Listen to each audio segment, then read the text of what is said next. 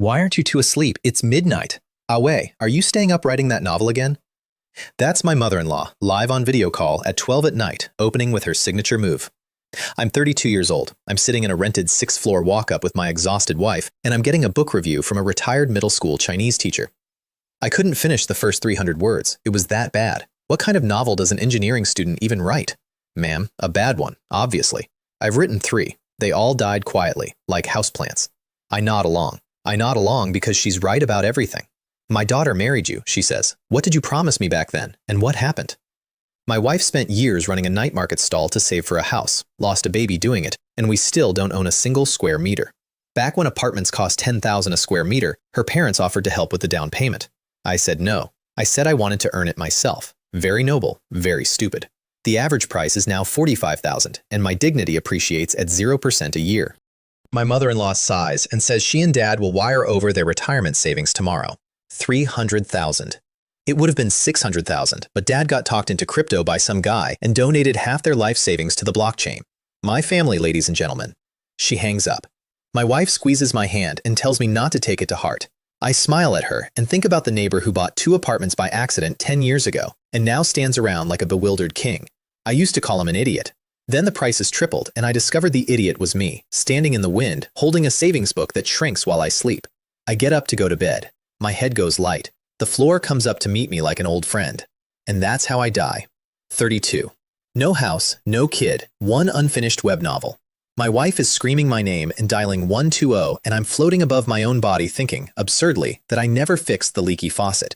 My soul drifts up through the roof, through the clouds, through the stratosphere, out past the solar system into something black and hungry, and I have exactly enough consciousness left to think even my death has bad pacing. Then, ding, something enormous folds itself into my head and time starts running backward. I watch my whole life rewind like a documentary played in reverse. March 2022, winning the apartment lottery, standing in the wind. March 2017, my colleague buying the apartment I called a scam, prices jumping 2 weeks later, me standing in the wind. 2014, my wife miscarrying at the night market stall. 2013, our wedding, no banquet, no rings, no photos except a few casual shots at a studio, and her not complaining once. 2011, her celebrating my CET4 pass harder than I did. 2008, October 8th, 2008, Dormitory 404, Jiangnan Province University of Industry. A skinny 18-year-old grabs the desk so he doesn't fall over. That skinny 18-year-old is me. I spend an hour just breathing. Then I start laughing. Then I start crying. Then I do both at once, which sounds like a dying goose, and thank God the dorm is empty. I'm back. My wife is alive and 17 kilometers away and doesn't know she's my wife yet. My parents are alive and poor. My sister is crying at night over an unpaid school fee. I'm home, now. Full disclosure about what kind of reborn man I am, because there are standards in this industry, and I'm about to fail all of them. I don't remember lottery numbers. I can't recall stock charts. I can't plagiarize hit songs because I only remember the choruses, badly. In my past life, I was an ordinary welding engineer with an ordinary memory, and even my mother-in-law confirmed my novels were garbage, so the plagiarist author route is closed too. An ordinary man sent back 14 years, armed with nothing but regret and a general sense that 10 cent goes up. Except for the ding. I open my eyes a certain way, and there it is, a light blue screen hanging in the air that only I can see. The mirror confirms it. I checked, like an idiot, holding the screen up to a mirror. Reading system, level 1. And one function that changes everything. Read 1,000 words, understand them, earn 1 yuan. Cash, withdrawable. I spent 40 minutes reading, made 20 yuan, withdrew it, and stared at the bank notification like it was a religious experience. The system doesn't talk. No cute mascot, no daily quests, no voice in my head calling me host. It's the strong, silent type. It just sits there, patching its own loopholes before I find them. Reread the same book more than 20 times? Doesn't count. Skim? Doesn't count. Ads and junk text? Don't count. Where does the money even come from? The system offers a one-line shrug about stock markets and dead foreign bank accounts, and mentions it can provide proof of legal income for tax purposes. A cheat that files its own taxes. I got the accountant of superpowers. There's also a skill panel, which is basically my resume with numbers on it. Welding, level 5, from 10 years in the trade. CAD, level 4. English, level 4, forged by a decade of writing reports to foreigners. Math, level 2, because I forgot everything like a normal person. Reading earns experience, experience levels up skills, and pouring points into a subject shoves knowledge directly into my brain. Warm current, sudden clarity, calculus concepts arriving like furniture delivery. So the plan writes itself. Other reborn guys get golden fingers. I got a library card that pays hourly. First, the audit of my new life. Home. A village 50 kilometers out of Green City, Guangxi.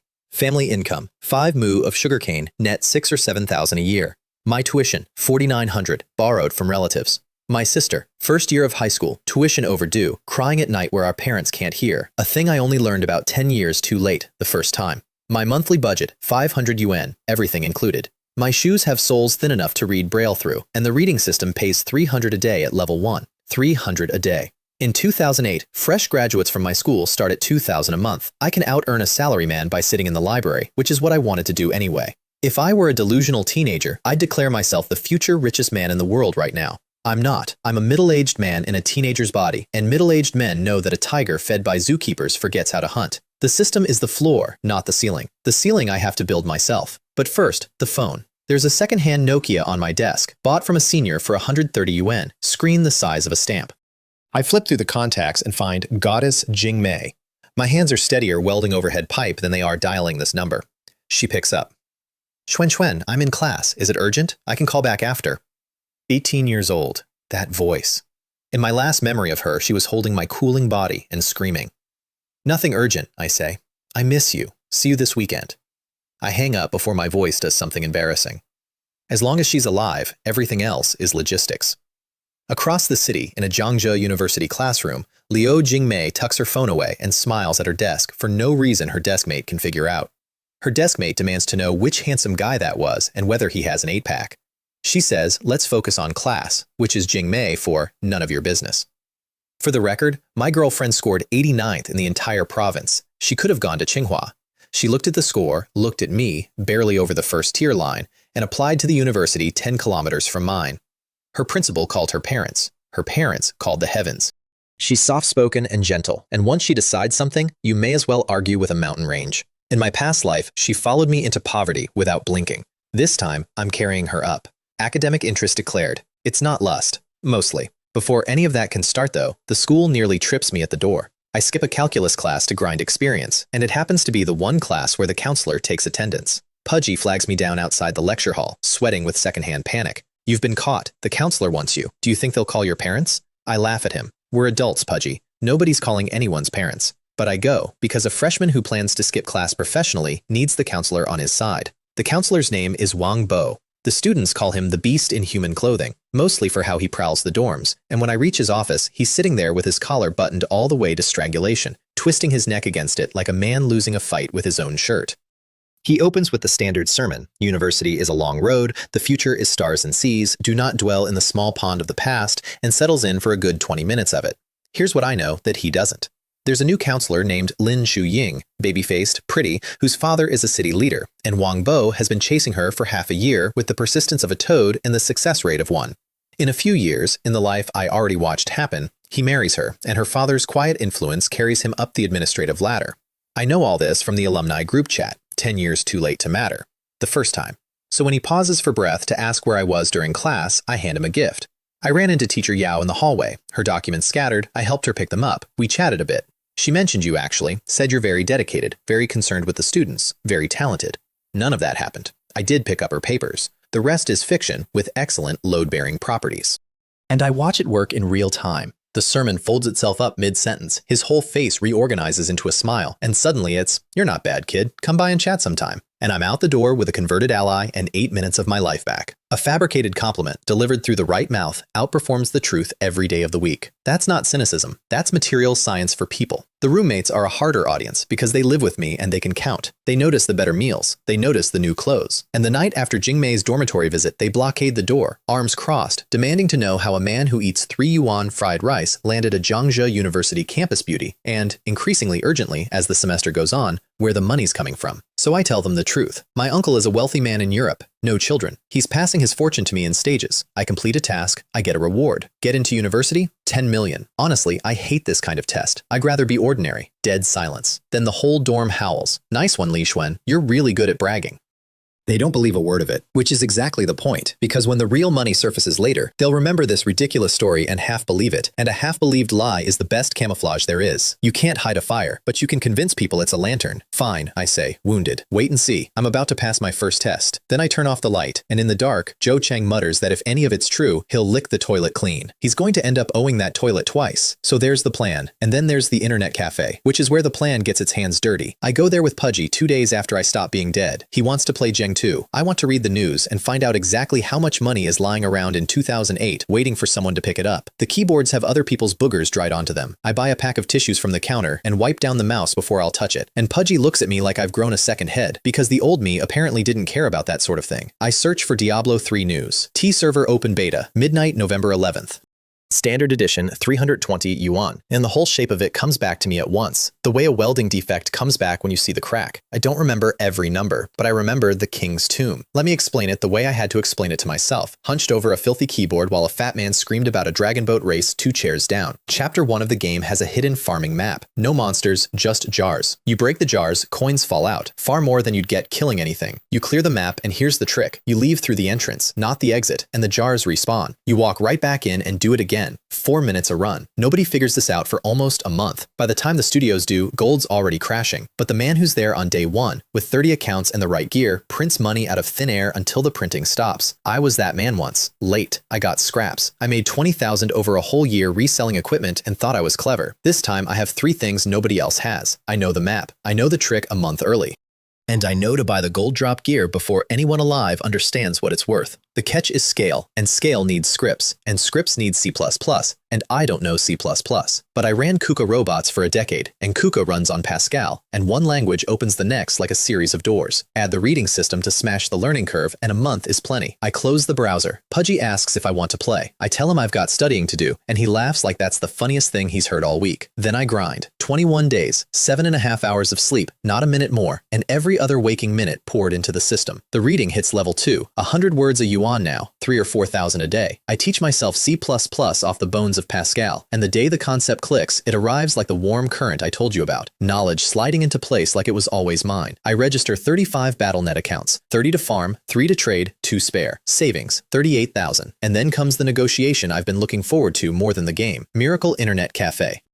Boss Lou, a heavy middle-aged man doing his accounts at the bar, offers me a cigarette when I ask to speak with him. I don't smoke. I want 15 machines in the private rooms, 30 days. He does the math out loud, generous with himself. 55 yuan a machine a day. Boss, I say, that's not fair. Your cafe's 60% full in the day, 90 at night, maybe 50% overnight. That's 40% of your machines earning nothing. A computer pulls 100, 200 watts. 1 kilowatt hour runs at 7 hours, and commercial power's 1 yuan. Your internet's a flat monthly fee. You're wasting it if I don't use it. His face does something complicated. He was ready for a kid. He's got an accountant. We land at 40 a machine, cash, and I make him write a receipt with a penalty clause on it. Start date, end date, price, everything in black and white. I've been poor. I've been cheated. I remember which one of those taught me more. I want no cleaners, no admins, nobody in those rooms but my people. Then the hiring. Pudgy at 2,000 plus a bonus, because Pudgy can keep his mouth shut, and that's worth more than the work.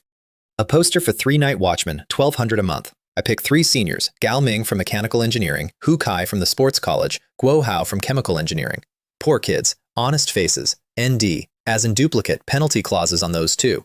When the paperwork's signed, Gao Ming hangs back. His voice shakes when he asks, "Boss, could I get an advance? A week's pay? 100 yuan would be fine. I've got nothing left this month." I know exactly what his face is doing because I've made that face, in this same province, in a different lifetime, asking a classmate for lunch money. I take out 400 and give it to him. Then I give 400 each to the other 2 who didn't ask. Gao Ming stares at the bills like they're a religious experience. They're not. It's 400 yuan. It only looks like a miracle when you're that hungry, and I'd know. Midnight, November 11th. The beta drops. Pudgy and I log in on 2 of the 15 machines, and the first hour is just leveling, up to 15, sneaking past monsters we can't be bothered to kill, threading the map to the mouth of the King's Tomb.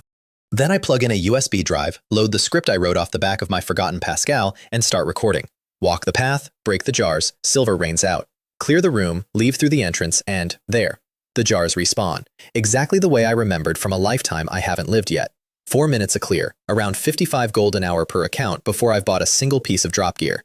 I set one account running on auto, killed the screen so it wakes to a password and a bikini wallpaper, nothing to see here, officer, and Pudgy and I settle in for the worst all-nighter of 2 lives. By 6 in the morning, 12 accounts are farming. By 11, 22. By 5:30 that afternoon, all 30 are running and my shoulders feel like someone poured concrete into them. I list gold on the 517 platform. 1 gold, 10 yuan. I am the only seller in the entire Diablo 3 section of the market. Not the cheapest, the only. Somewhere in Chengdu, a bald man in his 30s has been playing since dawn, hair greasy, eyes ringed, a glass of goji tea going cold beside him. He's waited 2 years for this game. His equipment durability is at 0, his character keeps dying, and he has no gold to repair anything. He opens 517, sees my listing, and starts swearing. 10 yuan a gold, he says, heartless studios, might as well sell rice for 10 yuan a pound. Then he places an order for 200 yuan, because the joy of the game is worth more than the insult of the price. Customer service number 18 mails him 20 gold with a screenshot. He says thanks and vanishes back into the game, and within half an hour he's bought better equipment and burned through the gold and placed another order for 200 more. There are 10,000 of him. That's the whole business, laid bare in one bald man. Everyone knows it's a robbery, and everyone pays anyway.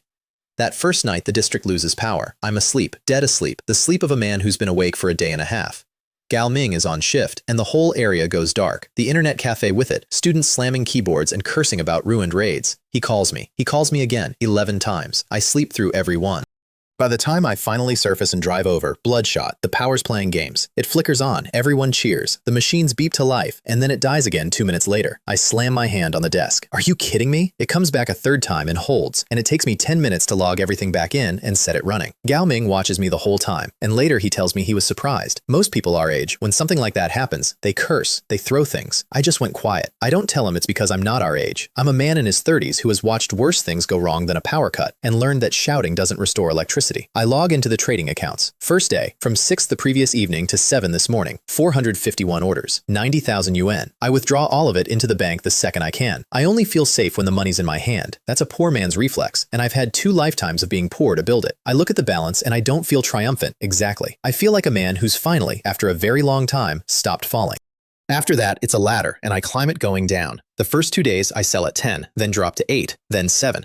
Gold always depreciates. You can't stop it. You can only ride it. So I ride it. Every day I buy up every gold drop item on the auction house at a price I've set as my ceiling. And every day my farming rate climbs 150%, 190, 230. Day 2, 477,000 yuan. Day 3, 437,000. The price down to 5 now, the volume up. 10 days in, I've cleared 3.9 million. Somewhere in that stretch, on a Tuesday that feels like any other, I call my father. Dad, I have some good news. Oh, what good news? A classmate and I did a bit of business, made 80,000. I'm sending you 50, pay off the family debts, live a little easier, keep 30 for myself, and send more to my sister, settle her school fees. I hear his breathing change on the line. This is a man who spent his whole life being turned down by relatives for loans, who got slapped by his own father over money once, whose entire economy is measured in tons of sugarcane at a few hundred yuan a ton.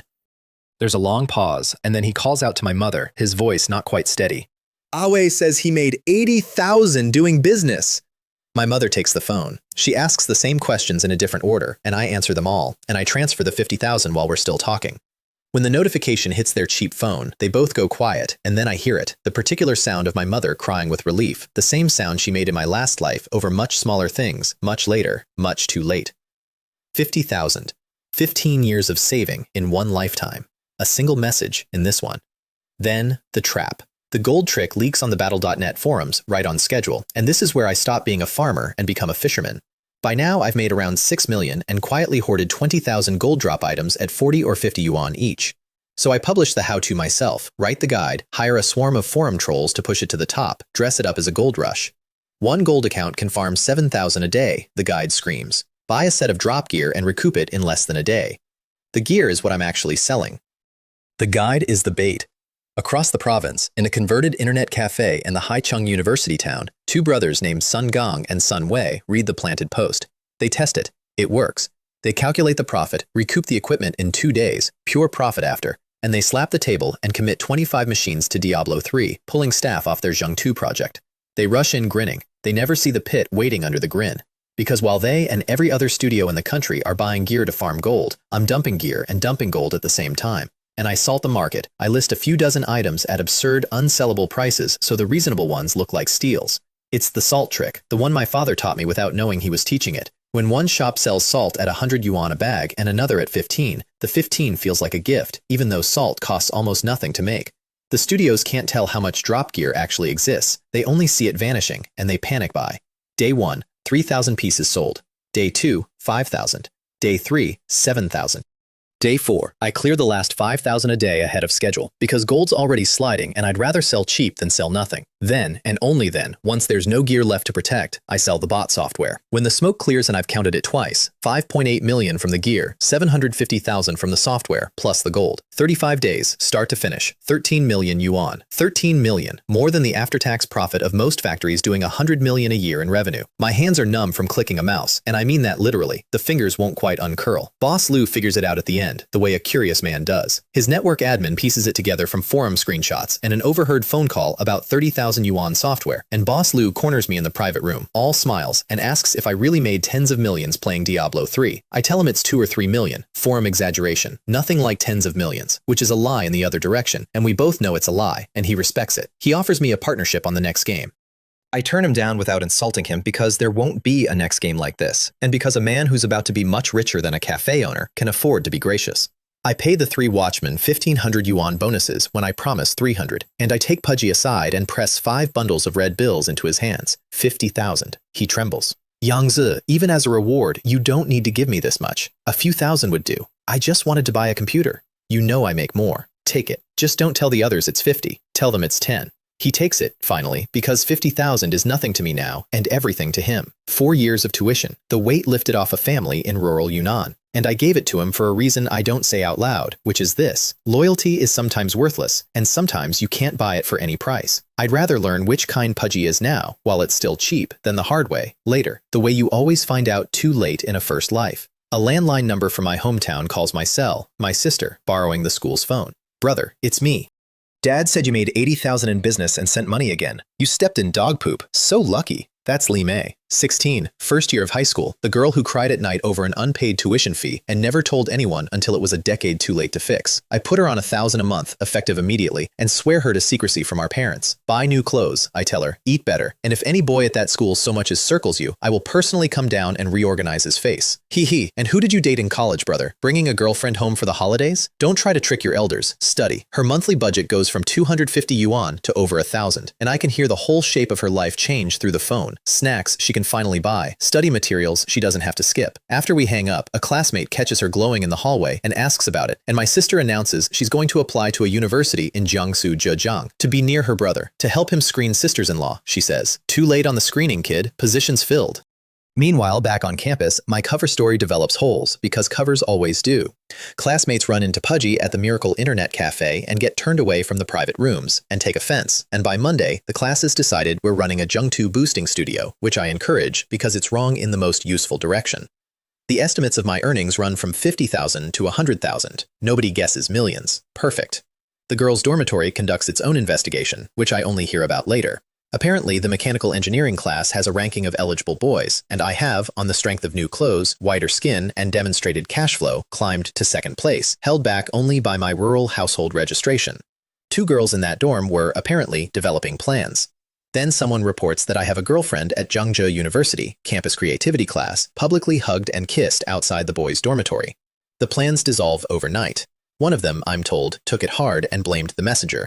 I hear all this from Pudgy, who collects gossip the way other people collect stamps, and I feel exactly nothing, because the only ranking I care about got decided in a previous lifetime. And then, one ordinary evening, the reading system quietly levels up. Level 3, 1 yuan per 10 words now. Reading for 10 hours puts 20,000 plus a day in my pocket. And better, 20,000 experience points a day to spend on skills. 10,000 points takes a subject to university level, so I can now become proficient at 2 entire disciplines in a day: English speaking and writing, chemistry, machine tool operation, quantum mechanics if I'm feeling decorative. I sit there doing the arithmetic, and the arithmetic does something to me. It's difficult for one person to become an expert in a single field. It's supposed to be impossible to become an expert in a dozen, but knowledge compounds across fields. A man who knows welding and materials and software and optics doesn't just know 4 things. He knows the connections, and the connections are where inventions live. The system isn't making me rich, I realize. Rich is a side effect.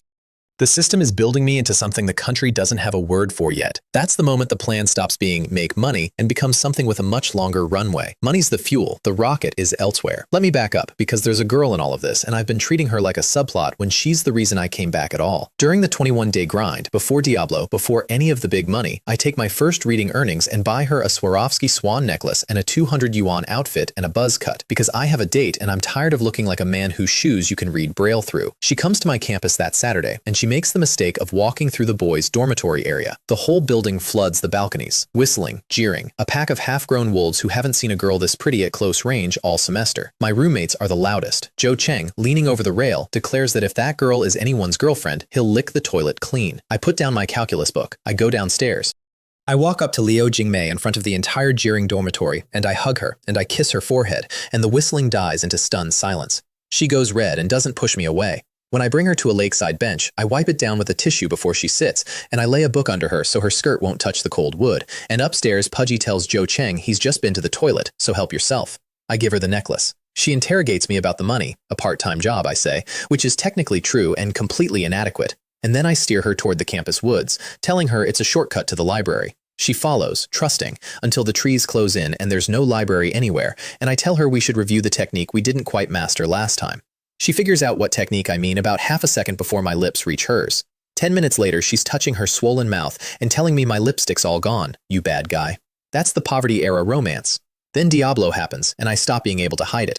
I take the money and I buy 2 MacBook Airs, matching, one for each of us, and 2 gray market iPhone 3Gs, because in my last life, she saved for 2 whole semesters to afford a laptop, and I refuse to watch that happen again. When I hand them over, she doesn't light up. She panics. Xuanxuan, where did you get so much money? Not delight. Fear. She's genuinely afraid I've done something that will take me away from her. So I take her to an internet cafe and I open the 517 platform and I show her thousands of transaction records, each at least 100 yuan, and the bank pinging every time I withdraw. She reads it in silence for a long time, and then the fear drains out of her and something else takes its place. Not greed, just a quiet, fierce pride. And the only thing she asks of me is that I don't get lost in the money and that we buy a house someday, because she's certain prices only go up. She's right about that. She has no idea how right. Her roommates aren't so gentle. They price the MacBook online at 18,000, and by 10 o'clock that night, the whole dormitory floor has decided Liu Jingmei is being kept by a rich man. The rumor reaches her through her one real friend, Wang Qiuman, and she texts me, upset. So many people are saying I'm someone's mistress. I text back, they're not wrong. I'm a future tycoon and I'm keeping my wife. So what? She sends back a, you're so annoying, that I can hear the smile in. But I know a rumor doesn't die from being denied. It dies from being buried. And the only thing that buries jealousy is envy so total it can't lift its head. I promise her a surprise that ends the gossip for good. I mean it. I just haven't bought the surprise yet. It costs 1.8 million and it has a Porsche badge on the hood, and we'll get there. The money's piling up, and cash sitting in a bank is just a slower way of losing it, so I go open a brokerage account. Huatai Securities, Jaifang East Road. The account manager assigned to me is a young woman named Liang Xiaoman, and she's the only person in the hall who treats an 18-year-old like a human being. She explains margin trading patiently when I ask, tells me honestly the firm doesn't really offer it, and advises me, an obvious novice, to just buy something solid and hold it long-term. Her colleague at the next desk sneers behind my back the second I turn away. That bumpkin, buying Hong Kong stocks. He'll be lucky to scrape together 1,000 for A shares. I put 1 million yuan into Kuichao Maotai at just over 100 a share, and I apply for a Hong Kong account, because Tencent is sitting around 40 Hong Kong dollars, and I remember the shape of what it does over the next decade, even if I've lost the exact numbers. Liang Xiaoman processes it all without once making me feel stupid, and I make a note of her, because people who are decent to you when you're nobody are worth remembering when you're somebody. Then the house. Jingmei wants one. Prices only go up. And I'm not going to watch my wife save 2 semesters for a laptop and a lifetime for a home. We look at the Lu Yuan estate near her school, high-rise, pedestrian and vehicle traffic separated, quiet, Westlake off the balcony. I have my eye on Unit 2301, 185 square meters, corner unit, 23rd floor, good light, big garden terrace. Listed at 3.88 million, 4 million with the garage. The agent, Fang Xiaoyan, runs the memorized script, financial crisis, best time to buy, elite neighbors, unimaginable connections. I let her finish, then I take it apart. I refuse the 2% buyer's fee, refuse the 50,000 deposit that would hand her all the leverage, open at 3.5 million, and walk out mid-pitch. She chases me down the street. I keep walking. The landlord actually asked 3.9. The agency padded it 100,000, which I know because I looked at 100 houses in my last life and know exactly how this works. She calls me back at 3.9 while I'm eating steak with Jingmei. I hang up on her, politely, mid-bite. A day later, she calls again. The landlord will drop to 3.7 and eat the agency fee himself. This time, I don't hesitate. And the landlord turns out to be a mechanics of materials professor named Ning Zhuyuan, whose lecture Jingmei once crashed at Jiangzhe. Small world, he says. We end up talking welding for 2 hours. Real production problems he's never had to touch, being a man of theory, and he's impressed enough that he genuinely doesn't mind eating the fee. He built the place for his son's wedding. The son wants to marry in Shanghai instead, so he's selling. When we transfer the deed, I put Jing Mei's name on it. She won't have it. Xuan, you paid for it. You don't need to put my name on it. Give me a yuan. She's confused, but she hands me a yuan. There. Now you've spent money too, so stop arguing. And when your mother asks later, she won't lie awake worrying that her daughter's name isn't on anything. She stops arguing. Professor Ning watches the whole thing. The deed. The 1 yuan. A man taking a girl seriously, and looks, for a moment, quietly envious. 185 square meters. A rooftop garden with a rockery and goldfish and Westlake sitting there in the window like it belongs to us. In my last life, all I ever asked the universe for was 90 square meters and the dignity of a name on a lease. The universe took its time, but it came around. Back at school, the semester grades post and I become the department's monster. 5 subjects, 5 perfect scores on the written exams. GPA 4.85. Second place in the whole department is a 4.53, which is a chasm. When the class monitor hands out the report cards, the room erupts. Pervert. Dead pervert. How are we supposed to accept this? We've become the background characters. Pudgy checks his own GPA. 2.78. One subject scraped through at 60 by a merciful professor and looks at me like I've personally wronged him. You said your grades were so-so when I asked. You think 100 is so-so? I touch my nose and tell him I wrote it casually and it'll be hard to improve from here, which is the kind of thing that makes a man want to throw a chair. The counselor's reaction is the funnier one. Wang Bo, the beast in human clothing, still broke, still chasing Lin Shuying with the grace of a toad, now stands up when I enter his office and pulls a chair out for me and pours me tea. He's seen the Porsche. He's heard about the company. A man who once summoned me to lecture me about skipping class now wants to be my friend, and I answer every question in polished nothings until he gives up and loosens his own strangling collar in defeat. That's the thing about climbing. The people who look through you start looking up at you, and it happens so fast it gives you whiplash if you let it. I try not to let it, but grades and gossip aren't the point. The point is the factory. I rent a compound in Shuangpu town, 8,700 square meters, a 7,000 square meter steel frame workshop, and a 3-floor office. The landlord, Mr. Li, asks 1.1 million a year and quotes me his 20 million initial investment like it's scripture. So I take it apart, piece by piece, right in front of him. Mr. Li, your CNC lathe from Zhenjiang, even working, it's worth 20-odd thousand, and you watched me test it. The accuracy's shot. This domestic gas-shielded welder, unstable arc, no current display. I wouldn't let my workers touch it. This OTC machine you paid 30,000 for burns out its contact tips. I wouldn't use it if you gave it to me. Your single girder crane, 12-meter span, a used one's a few thousand. Your 13 mu of land, in this location, worth maybe 4 million now. Industrial land doesn't appreciate. That's transparent. Your buildings, 6 million. Generous. Equipment, 1 million. You say 20 million. I say 14. He thought he was dealing with a kid. He's dealing with a welding manager who's audited more shops than he's owned.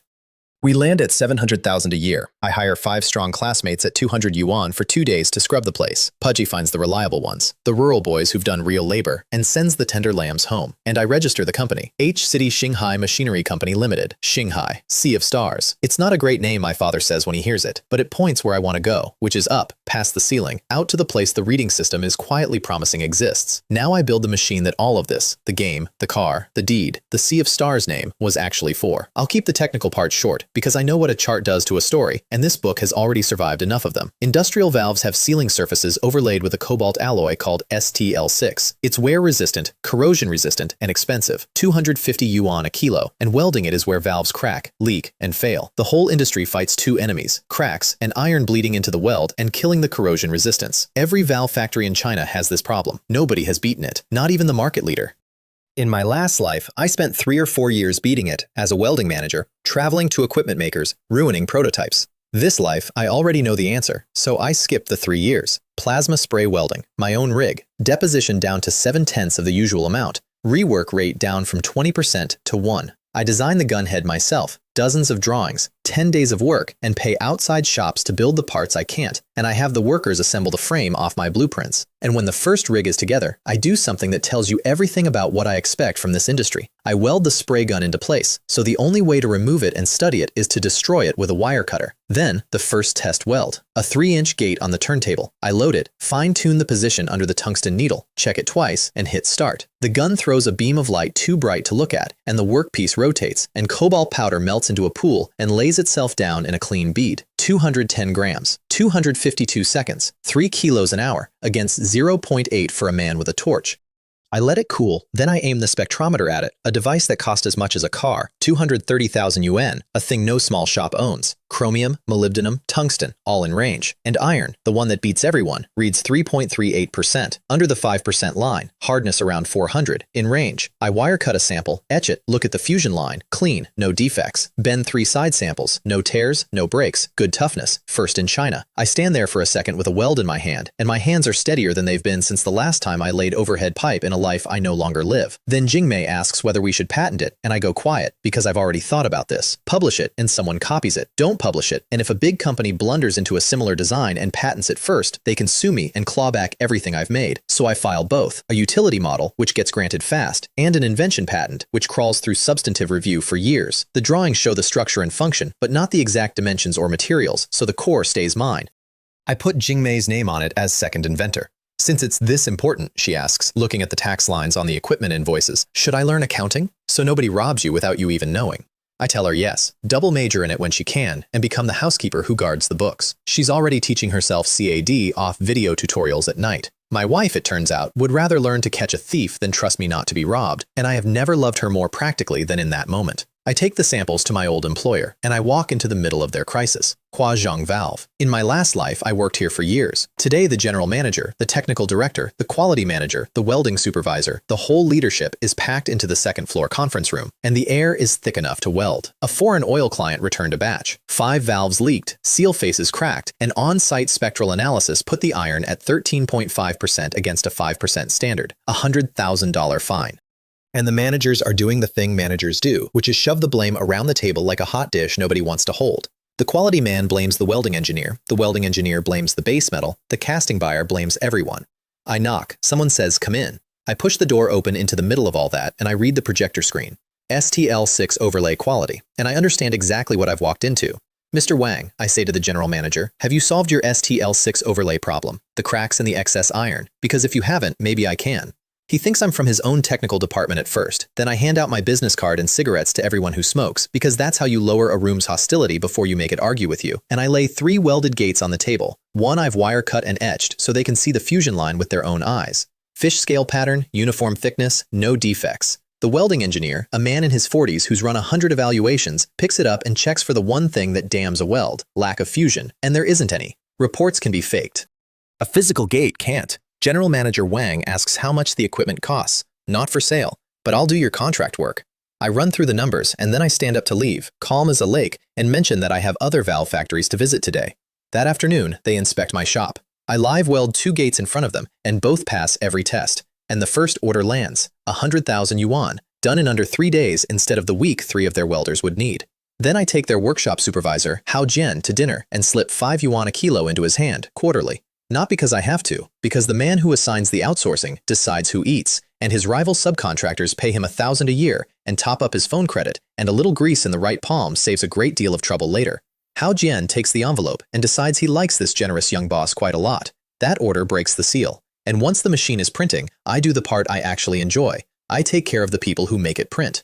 Before the New Year holiday, I advance every worker 1,500 yuan of salary when I could have paid them next month like everyone else in the industry. Then a 500 yuan holiday bonus and a gift stack worth 400. Nuts, sausage, a supermarket card, and 15 gin of apples I bought off a farmer freezing at the roadside because I saw him out there in the cold and remembered what cold like that costs. The gatekeeper, Grandpa Lee, takes his gift box home and shows it off to his whole neighborhood, and his family is embarrassed and proud at once. It costs me almost nothing. I make more in an hour of reading than the whole gift run cost, but it buys a workshop full of people who don't leave. And in a business where a new worker takes 3 months to stop making mistakes, a worker who doesn't leave is worth more than his weight in cobalt. I set the pay on purpose. 80% fixed, 10% quality, 10% performance. Quality baked into every paycheck, which no valve shop does. And when the contract says 3,500, I pay 36, because beating a man's expectations by 100 yuan does more than docking him ever could.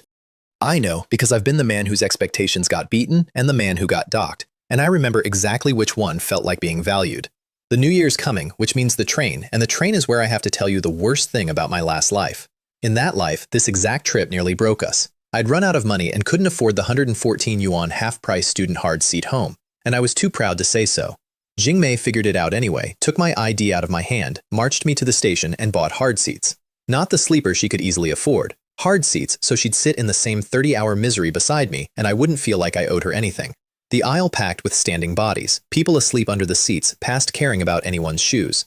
30 hours, she did that on purpose so I could keep my pride. This life, I'm buying a car. I go to the Auto City and I pick a black Cayenne GTS, 4.8-liter V8, 1.68 million on the sticker, and I gut the salesman the same way I gutted the cafe owner and the property agent. Grind the discount from $30,000 to $50,000. Refuse the 2-year insurance for $1,000. Cap the loan fee at $6,000. Pay $300 for the temp plate instead of $800. Pick the plate AM666Y. She keeps trying tricks that work on first-time buyers, and I'm an experienced driver in a teenager's body, and none of them land. I don't tell Jing Mei. I wait for her at the East Gate as a surprise, leaning on the hood with a Red Bull. A stranger taps my shoulder, 25 if she's a day, dressed like she's fishing. Can we get to know each other? No. Can I have your contact? I'm busy. She scoffs off. And Jing Mei, walking up, sees the whole thing and I can tell she's filed it away. So after Lamb Hot Pot, I drive her out to a dark, empty corner of Westlake, and she asks what scenery there could possibly be in the pitch black, and I tell her the moon hanging over the water is the view. She looks up. It really is beautiful. And then I tell her the most beautiful view is her, and I move us to the back seat, and the moon keeps its own counsel. You bought a car worth millions to pick up pretty girls? She says afterward, curled against me, pretending to be angry. Aren't you one? She saw those women at the gate. She's still thinking about them. I tell her the truth, which is that I would have to be out of my mind to give up a wife like her for a stranger with better lighting, and that the other pretty girls aren't even in her weight class. She says I'm getting too good at sweet-talking, which worries her more. She's not entirely wrong to worry, but she is, in this case, safe. Then I drive her home for the new year, to Guangxi, 1,600 kilometers. I break it up, a Hengshan detour in freezing rain, non-slip covers over our shoes, the mountains white and beautiful for the first 10 minutes, and then all the same white after that. And on the Quanan Expressway, I watch a trailer truck drift across the solid line 100 meters ahead and clip a Volkswagen doing 100, fling it into the guardrail, scrape it down the wall. The driver climbs out swearing, alive. The truck never even notices and drives on. Jing Mei screams. My palms sweat. I tap the brakes, put on the hazards, and drive us slowly past. And then I give her the lecture. Watch a truck's lane. If it's wandering, the driver's tired or distracted, hang back, put your hazards on, and when you overtake, do it decisively but never with a jerk.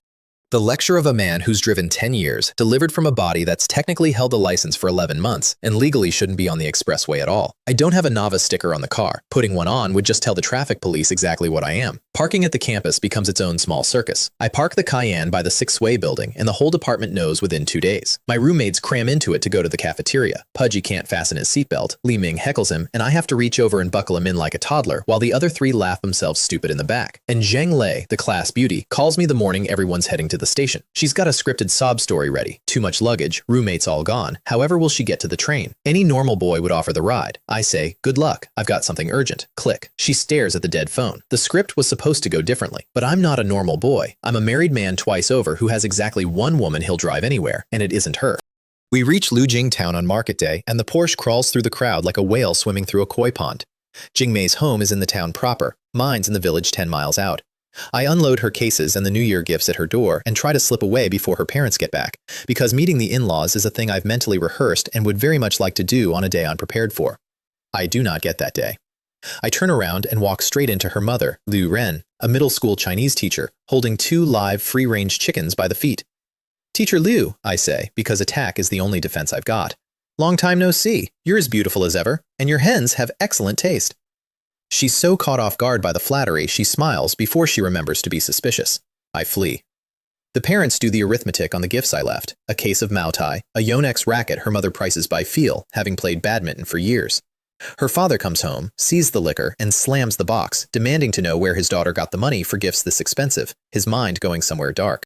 It takes Jing Mei producing the property deed, both names on it, to turn the whole thing around. Her father objects to freshman year dating on principle. He's a deputy town mayor. He has principles about these things. Right up until Jing Mei reminds him that he chased her mother in his own sophomore year, and the principal folds like a wet newspaper. Approval, grudging, arrives. Then my own homecoming, which is the one I crossed a lifetime for. I meet my mother and sister off the village tricycle, 10 people crammed under a cloth windbreak against the cold, faces frozen stiff. My sister Li Mei spots me and skips over, a lock of hair swinging. My mother, wrinkled from a life of sun and farm work, though she's only in her 40s, asks if I'm tired from the bus, meaning the tricycle, because it does not cross her mind that the black car behind me is her son's. When I tell her it's mine, she guesses 200,000 or 300,000. I let her keep guessing. Bless her eyes. We buy 20 gin of pork belly, trotters, intestines, and 2 boxes of fireworks. On the road home, I give a lift to Uncle Fu, walking under a fertilizer sack bulging with New Year's goods, a good man, close to the family, who beats the dust off his own clothes for a full minute before he'll let himself dirty my seat. The cover story I give him is that a friend lent me the car, and I tell my mother and sister to say the same. A poor family that suddenly, visibly, has money becomes a target for thieves, for every relative with a hard luck story, for the particular envy of a small village. 6 months, a year, once I've built a name and can't hide it, it won't matter. For now, it's a borrowed car. At the house, 2 floors, 6 rooms, red bricks still bare, cement floors, a small color TV that's the most valuable thing in it, I unload the New Year goods and reveal the car properly. My mother's crow's feet spread and she asks whose it is. Mine, I say. She guesses 200,000 or 300,000 again. My sister circles it twice, touches everything, finds the badge familiar, asks if it's a luxury car. I tap her on the head and tell her to mind her studies and not her brother's spending. Then I buy the family a life.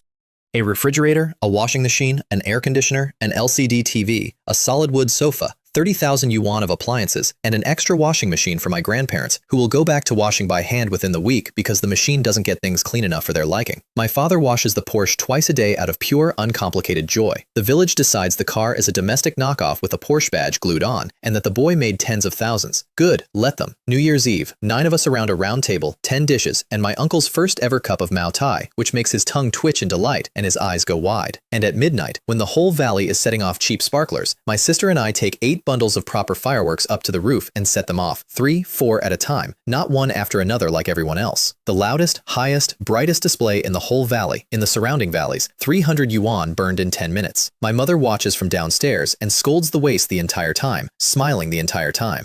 New Year's Day, my little cousin Li Bao comes for his red envelope and I give him 200, and his own mother ambushes him on the doorstep and confiscates anything over 50, which is the oldest tradition in any family. I give my sister a bank card with her birthday as the pin. My grandparents get 1,000 each, and Li Cheng, a villager who last year refused to lend my father an electric scooter, then went and played mahjong on it all day, turns up demanding to borrow the Porsche for his own New Year visits. My mother refuses him before I can open my mouth, and the sour look on his face makes her whole holiday. On the 3rd day of the New Year, I go to Jingmei's house as the son-in-law, and I plan it like a military operation. I arrive with 2 live roosters, 5 kinds of gifts, and 2 fat red envelopes. And then, instead of sitting to be served tea like a guest, I go into her mother's kitchen, roll up my sleeves, and butcher the chicken myself. I do it fast, too fast.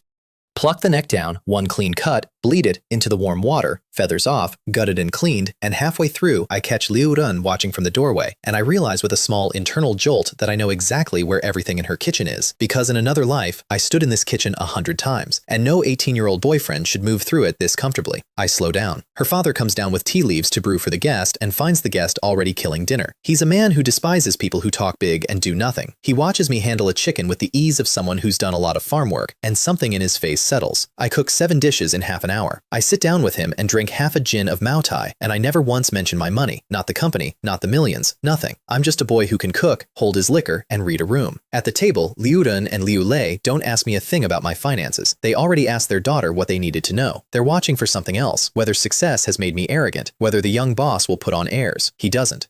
He kills a chicken and pours his elders wine. I get pleasantly drunk and sleep it off in Jingmei's childhood bedroom, and when I wake, she's at the desk reading, and there's a faint good smell in the room, and I think, I passed. Liu Run thinks so too. She corners her husband later and tells him to go ask his good daughter where she found a son-in-law who's good at work and good at flattery both. Liu Lei agrees the boy's not bad. The only complaint anyone can muster is that my university isn't as good as their daughter's, and even that dissolves by the end of the visit. We spend the holiday quietly. I decline the high school reunion. Weak tie networking is worthless. 1,000 WeChat contacts and not one of them will lend you 1,000 yuan. A lesson I learned the expensive way, and stay home instead. When it's time to go back, Liu Run wipes her eyes at the gate and tells me to take care of her daughter, to be tolerant when they quarrel, because her girl is soft on the outside and stubborn underneath. I promise, I mean it more than she knows. We go home the way we came, and my grandparents get their washing machine that they'll never use, and my father goes back to the village a few weeks later, on my money, to buy a piece of land through the village chief and build a proper house, a real one. Frame structure, 360 square meters, 2 million to build and furnish. The wedding house he wanted to give me his whole life and never could afford. In my last life, he never got to build it. This life, he calls me from the site, giddy, to tell me they've laid the foundation. That's what the money is for. Not the car, not the deed, not the numbers on a brokerage screen. It's for the sound my father makes on the phone when he tells me the concrete's been poured. When the Diablo project finally winds down, gold at one fin, servers crawling with copycat studios, nothing left to squeeze, I close it out the way you're supposed to close things, with hot pot and gratitude. 9 of us in a private room, 70-80 yuan a head, a place students don't go. I order without looking at prices, which visibly frightens Joe Cheng, who reads the menu like it's a ransom note. The waiter offers wild game. I ask if the pheasant is farmed and order one at 368 yuan, and Pudgy declares that for that money, the chicken should also do his homework. 2 cases of beer and 3 bottles of liquor later, the boys get brave enough to ask the real question. Brother Yang, teach us to make money. Anything. We're dying out here. So I teach them the one legal trick I know that nobody their age has heard of, the non-destructive testing certificate. UTRT, ultrasonic and radiographic testing. 2,000 yuan of training, a passable exam, and then companies that need certified inspectors on paper will pay you around 7,000 a year just to register your certificate with them, year after year. It's not glamorous, it's a slow, boring pipe that drips money, and it teaches you something about the machinery industry while it drips, and unlike the fire protection engineer scam the training mills push, this one's real, I know, because in my past life I held those certificates myself, and a colleague of mine lost 20,000 to the other thing. Gao Ming, drunk and serious, decides on the spot. Pudgy says if Yang Zi says it works, it works. The others hesitate at the 2,000 yuan entry fee, which I understand better than they know. A poor man's caution cost him more than a rich man's mistakes. The night ends at a KTV, where I throw down 1,000 yuan and remember approximately nothing afterward, except that everyone sang badly and nobody cared. My first hangover of this lifetime. Some experiences you actually don't mind repeating. That spring, Jingmei learns to drive. I enrolled her, bribed the instructor with cigarettes and cash, not for a pass, for patience, and the man keeps his temper heroically while she makes the mistakes everyone makes. When she finally gets the license, I take her to an empty lot in the suburbs to meet the actual car, and she circles it, tapping the body like she's checking a watermelon. Exam habits dying hard. Adjusts the mirrors, adjusts the seat, adjusts her spine, announces she's ready in the tone of a soldier volunteering for something. My left hand hovers near the brake the whole time, and I keep my voice level. Don't stare at the dashboard. Eyes up, gently on the gas, because I remember, from the other life, what happened the first time she drove. Nerves, a stomped pedal, one spectacular accidental donut, and a fright that kept her out of the driver's seat for years. Not this time. This time she gets an empty lot, a patient husband, and stickers on the windshield marking the car's width plus 30 centimeters of mercy. 3 hours later she parks, crooked but parked, and pumps both fists like she's won a medal. Schwen, I can drive!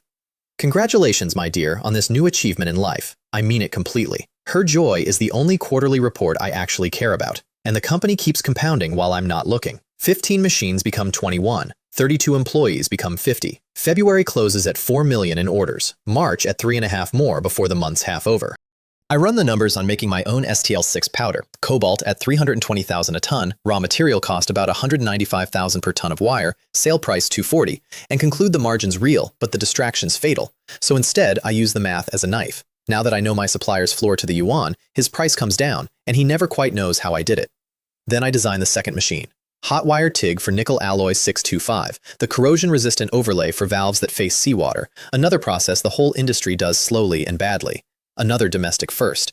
Each rig costs 80,000 to build and returns millions a year in contract work. When my new welding engineer sees the drawings, he goes quiet in the particular way engineers go quiet when they're re-evaluating their whole understanding of a person. By now, the pattern should be visible from space. Find the industry's oldest headache. Build the cure with knowledge I paid for in a previous life or bought from a locked store in this one.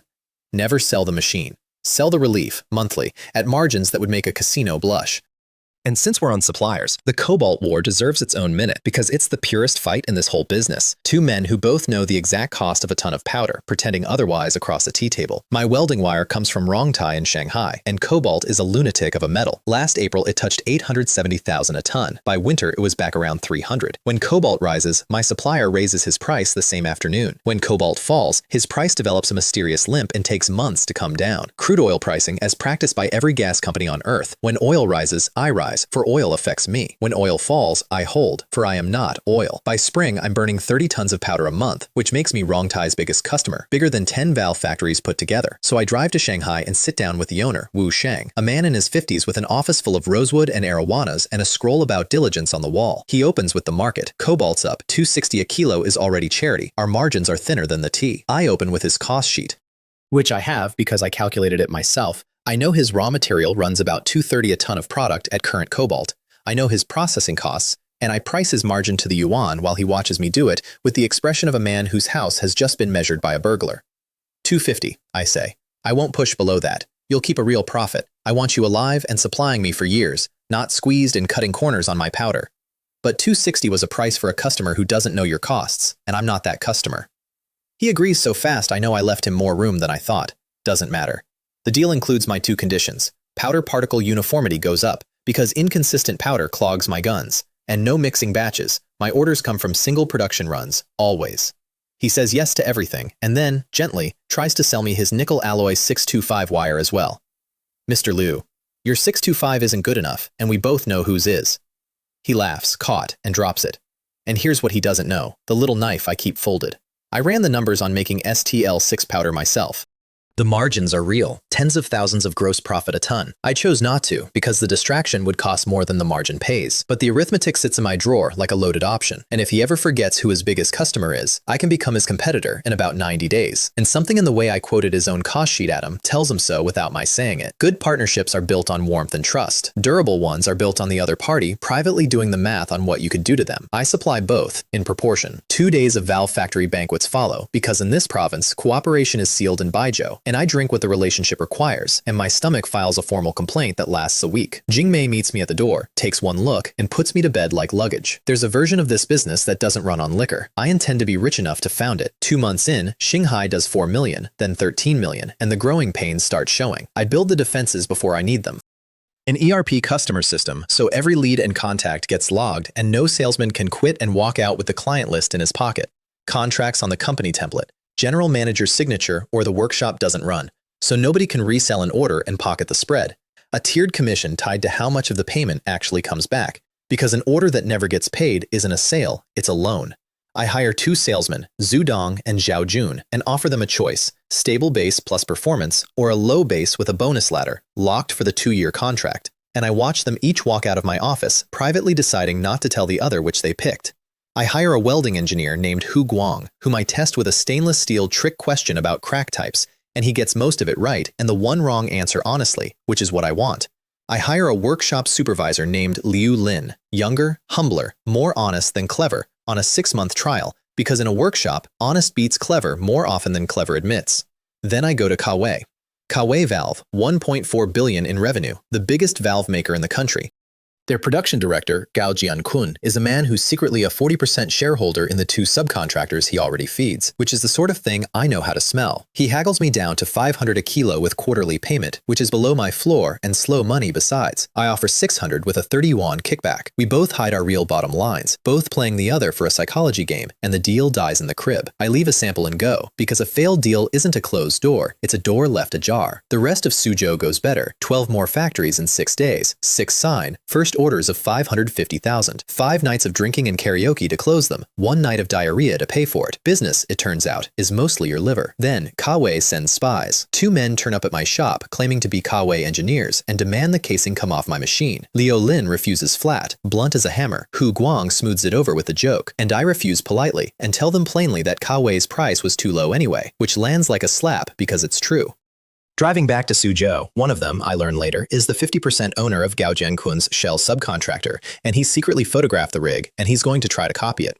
Let him. The machine isn't the secret, the process is. Dozens of parameters married just right. Even with the rig in hand, it took my old employer half a year to make a bot machine work, and another 2 years to dial the process. By the time he cracks it, I'll be 3 technologies down the road, and he'll have spent a fortune to arrive somewhere I've already left. And because Tencent is about to triple this year, and I remember the shape of it, I mortgage the flat for 2.7 million and take another million in loans on top, at rates from 6.8 to 8%. Expensive money, still cheaper than the return I know is coming.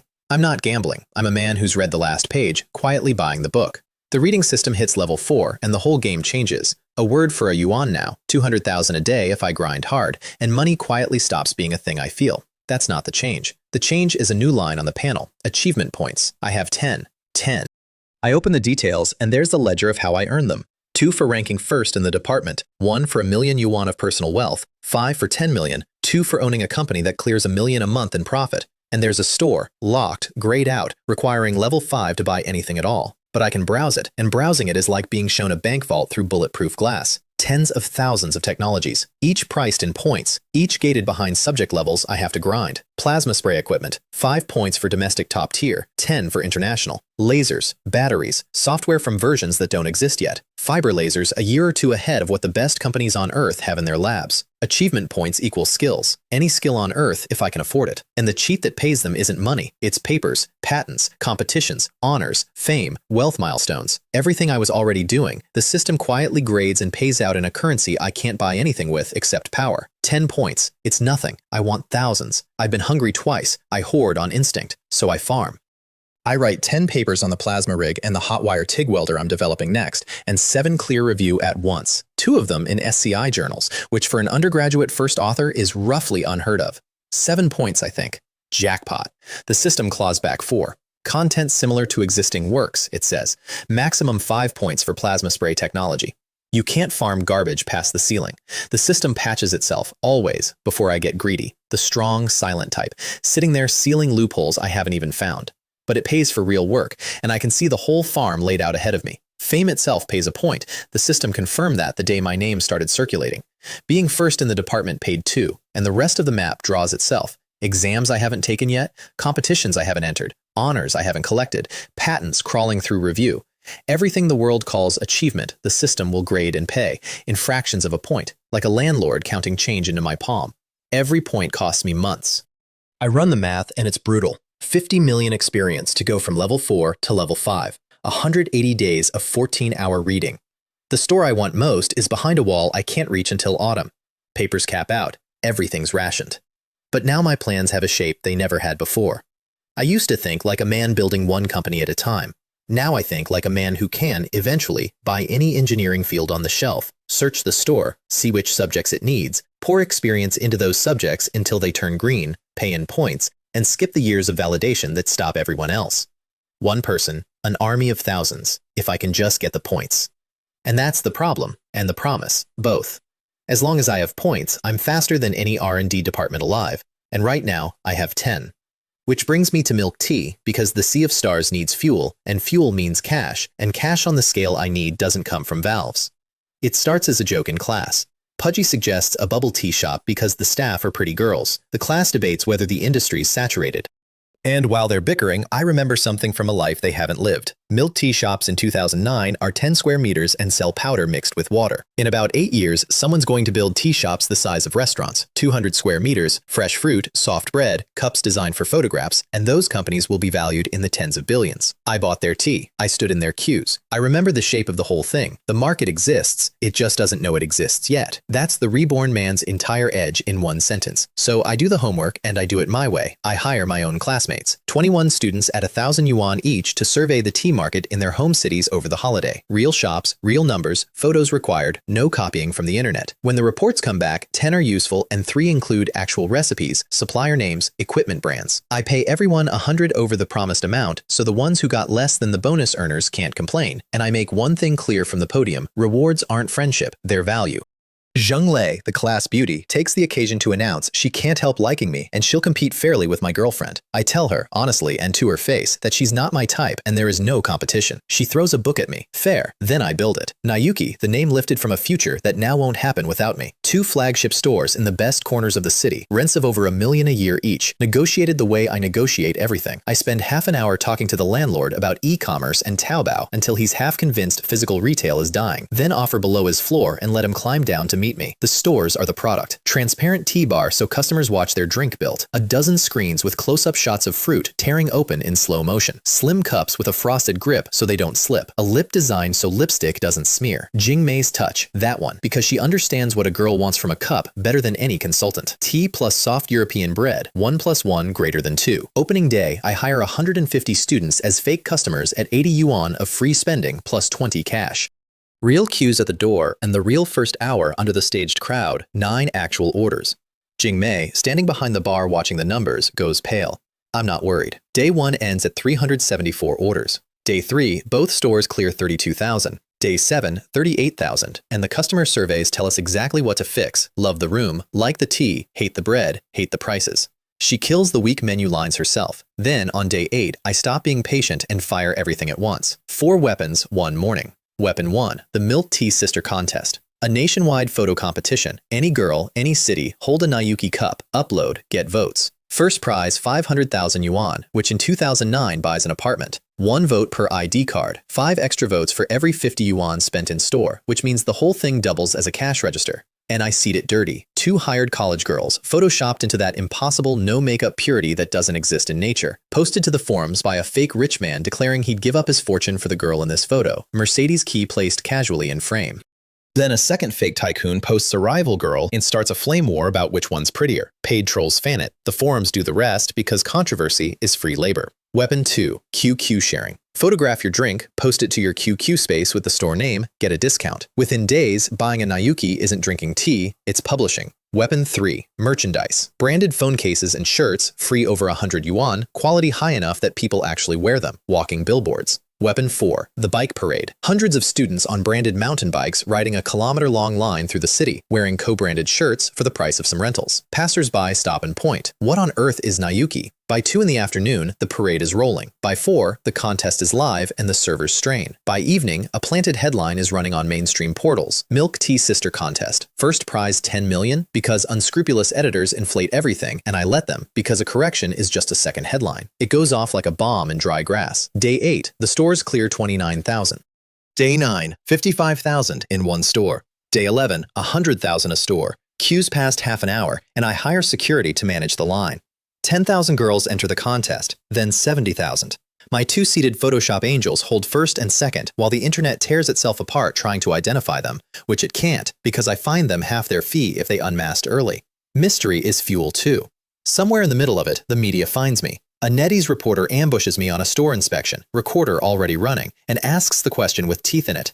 Netizens say your cues were hired. Fake popularity. True?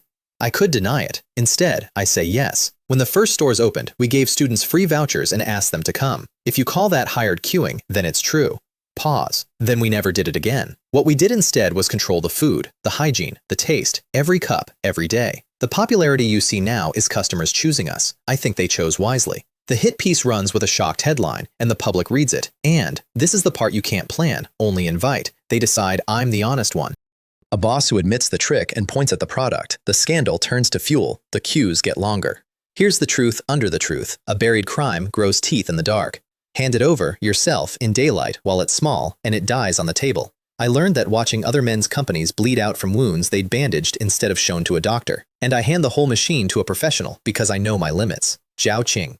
Fudan undergrad, Berkeley M, BA, CFA, years on Wall Street, back in China for family, rejected by companies who didn't want a woman that senior. She toured every one of my stores as an anonymous customer before her interview, which is exactly why I hire her. I run half the interview in English because Nayuki is going to NASDAQ and I build her pay like a ladder. Modest salary, then slices of equity for every funding milestone, 0.5% if she takes us all the way public. Because here's the cold math I've done and don't say in public. Milk tea is a novelty. Novelty fades. Competitors can copy the whole format in a month. The only thing they can't copy is being first.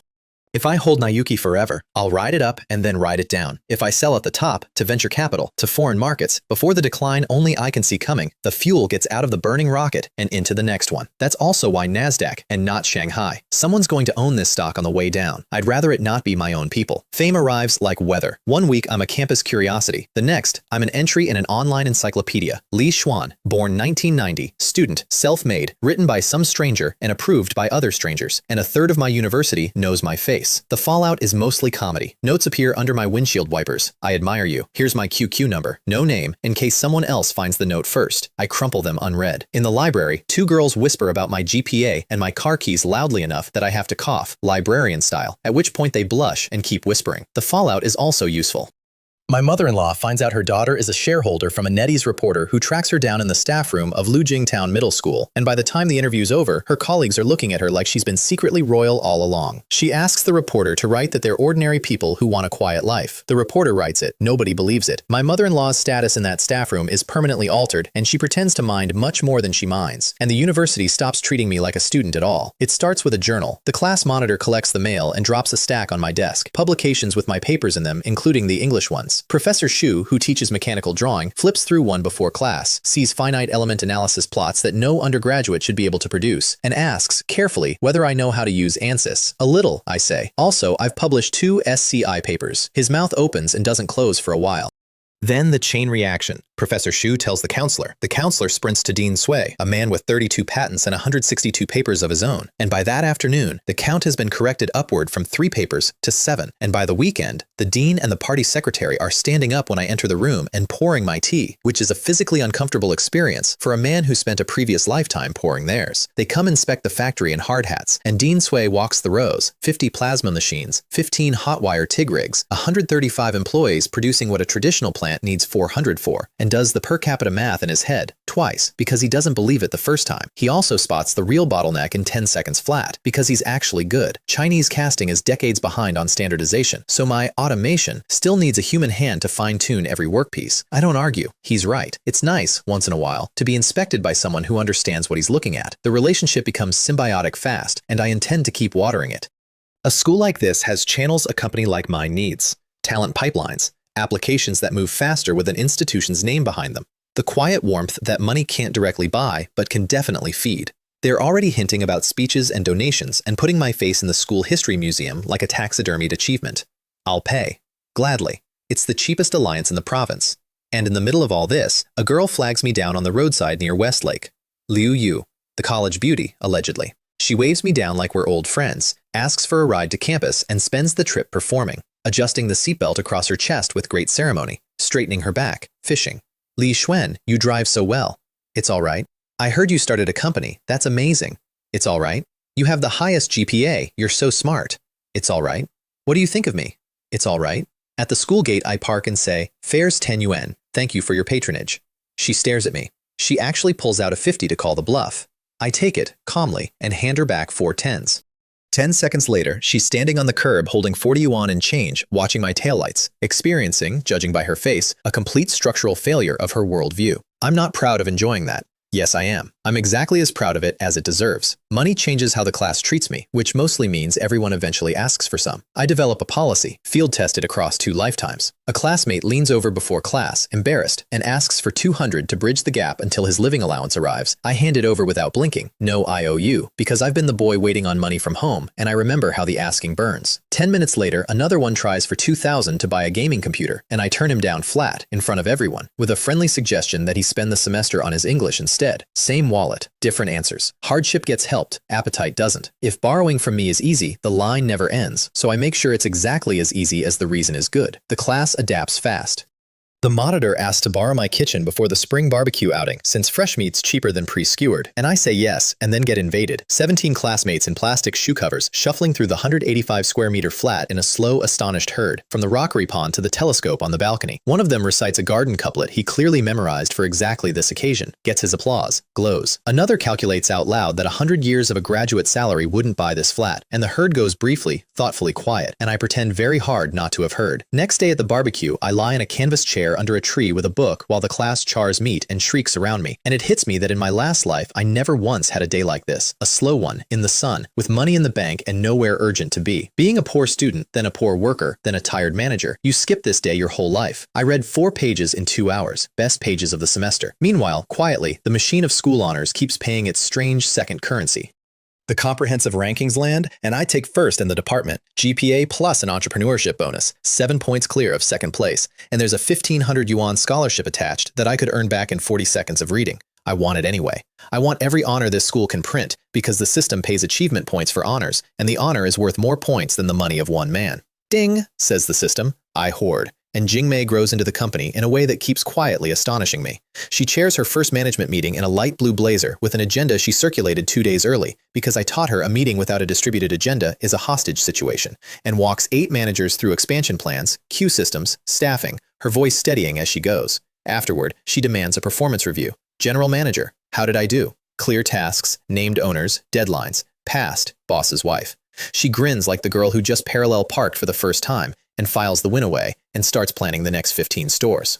Her mother calls that week, the NetEase interview having detonated in the Lujing town staff room, and tells her, among many other things, not to even think about becoming an actress. My mother-in-law, guarding against career paths nobody proposed. The family's fully aboard now. Her father tells colleagues with tremendous casualness that his daughter's boyfriend runs companies in H city. Casualness like that takes rehearsal. The best casualty of my fame, though, is my mother-in-law, and she doesn't even see it coming. A NetEase reporter named Li Tiantian does her homework, gets stonewalled by my parents. I warned them, no interviews, ever, wave reporters off like flies, and follows the thread sideways to Lu Jingtown Middle School, where Liu Run is grading essays in a staff room she's shared with the same 5 teachers for 20 years. The dean of students walks in with 2 strangers and a camera. "Teacher Liu, NetEase News, we'd like to interview you." My mother-in-law's first reaction, and I treasure this, is pure terror. She's halfway to dialing her daughter, certain the girl has done something criminal, before the reporter manages to explain. It's about Li Xuan, your daughter's boyfriend. The Milk Tea Sister campaign that's been all over the national internet, that's his company. Your daughter holds shares in it. And then, in front of her entire staff room, my mother-in-law gets a live briefing on facts she did not have, that the 2 of us set off a nationwide sensation, that the stores clear 100,000 a day, that her daughter's small stake is worth more than the school building. The teachers gather around, the way teachers do, and she can feel the temperature of the room changing on her skin. Colleagues who've known her forever suddenly recalibrating, the way the whole town will recalibrate by dinner. She handles it like the teacher she is, says only good things, carefully, then asks the reporter, asks in that voice teachers use that is not asking, to write that they hope everyone will treat her daughter as an ordinary girl from an ordinary family, who can't carry too much of society's attention and doesn't want it. The reporter writes it down, prints it even. Nobody believes a word, and Liu Ren's status in that staff room is permanently, irreversibly altered, and she calls her daughter that night to complain about the fuss for 45 minutes in a tone that is not entirely complaint. Then she adds the real message, the one under the message. Don't fall behind in your studies. Don't let anyone talk you into being an actress. Fame is a horse that throws its rider, and my mother-in-law, who has never been famous for anything, understands that better than half the celebrities in the country. I take the point too because it's aimed at me as much as her daughter. The reporter found the school in a day. The next person who comes looking might not carry a camera. Money builds walls. Fame drills holes in them. I'm getting rich and famous at the same time, which means I'm building and drilling at once. And one day I'm going to have to choose which one I am. Not today. Today the drilling still pays. May arrives and I bet the company on 7 days. 5 new stores opening at once. May Day holiday, 14 million yuan sunk. If they flop, the expansion dies and the whole cash engine plan dies with it. The night before, I run the mobilization meeting. Well, Jingmei runs it, her first, reading from prepared notes through a megaphone, and she's stiff and formal, and she knows it. And I watch her push through anyway, with her chin up. Then I take the floor without a megaphone and speak the only language that has never once failed me: money. If the 5 stores average 50,000 a day over the holiday, every employee gets 500 yuan, 80,000, 800. Break 100,000, 1,000 each. Temps get half. Overtime pays double. The room goes from tired to electric in the space of 1 sentence. If you want a horse to run, you don't read it a poem. The armies move. Students slip past the security guards of gated estates to leave flyers at doors. One of mine talks his way out of getting caught by claiming it's a professor-assigned social practice exercise, which I choose to find promising rather than alarming. Over the storefronts hangs my favorite poster, a Milk Tea Sister with a giant question mark where her face should be, because a mystery outsells a face every single time. Opening day, no fake cues. My own rule, and Jingmei's, she hates the trick now, says it's beneath the brand, and she's right, and also we don't need it anymore, which is the best position from which to develop ethics. Day 1. The weakest store does 65,000, the strongest 85. Day 4. 99,700, and I catch myself genuinely annoyed about the missing 300 yuan, which is what this business does to your brain. Day 5. All 5 stores break 100,000. Day 6. 118,000 each, queues out the door, and I'm hiring security guards to manage the lines at shops that didn't exist a week ago. The bonuses go out exactly as promised, 1,000 ahead. There's a specific kind of quiet that falls over a shift of teenage staff when a boss keeps a money promise to the decimal point. I'd bottle it if I could. And then, May 7th, the contest ends, and the universe delivers its punchline. 4 in the afternoon, a stage in front of store number 3, thousands of people, 2 media crews.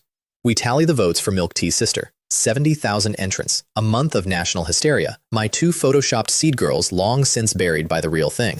I open the results. First place, Liu Yuhan, the Milk Tea Sister, the actual one. The girl who, in the life I already lived, held a cup of milk tea in a candid photo and became a national obsession and eventually married into one of the biggest fortunes in the country. I built a fake contest to manufacture what the universe was going to do anyway, and the universe used my contest to do it, on schedule, with prize money. System, I say, into the silence behind my eyes. Are you doing this? Is this you having fun? The system, as ever, says nothing. The strong, silent type. Somewhere it is patching a loophole and ignoring me. I hand her the 500,000 in front of the cameras, every yuan, exactly as promised, because the whole country is watching whether the prize was real, and I sign her and the 2 runners-up as brand ambassadors, and I keep my face perfectly professional while internally apologizing to a certain future billionaire for the inconvenience. Brother, I didn't steal her, I just found her first. It's not my fault. It's barely even my fault. Walking off that stage, I take inventory, the way you do at the end of a season. 2 companies. The Valve machine printing millions a month with no competitor in sight. Nayuki at 7 stores and climbing, 100,000 a day each. Venture capitalists starting to circle with term sheets in their teeth. A deed with 2 names on it. A father pouring the foundation of the house he waited a lifetime to build. A girlfriend whose mother now takes my calls warmly. 18.5 achievement points, hoarded like grain, and yes, the half bothers me too. And a store I cannot open. Level 5 sits 180 days of grinding away. 50 million experience points, 14 hours of reading a day, a summer and an autumn of it, and behind that locked glass sits technology no company on this planet has. Lasers, materials, things that will make valves and milk tea look like a child's lemonade stand. Fame has marked me now too. There's an encyclopedia page with my name on it. Reporters know my face. Notes pile up under my wipers. Somewhere in this city, people I've never met are saying my name over dinner, and some of them, the ones with laser companies and academician consultants and very good reverse engineers, are about to learn it too.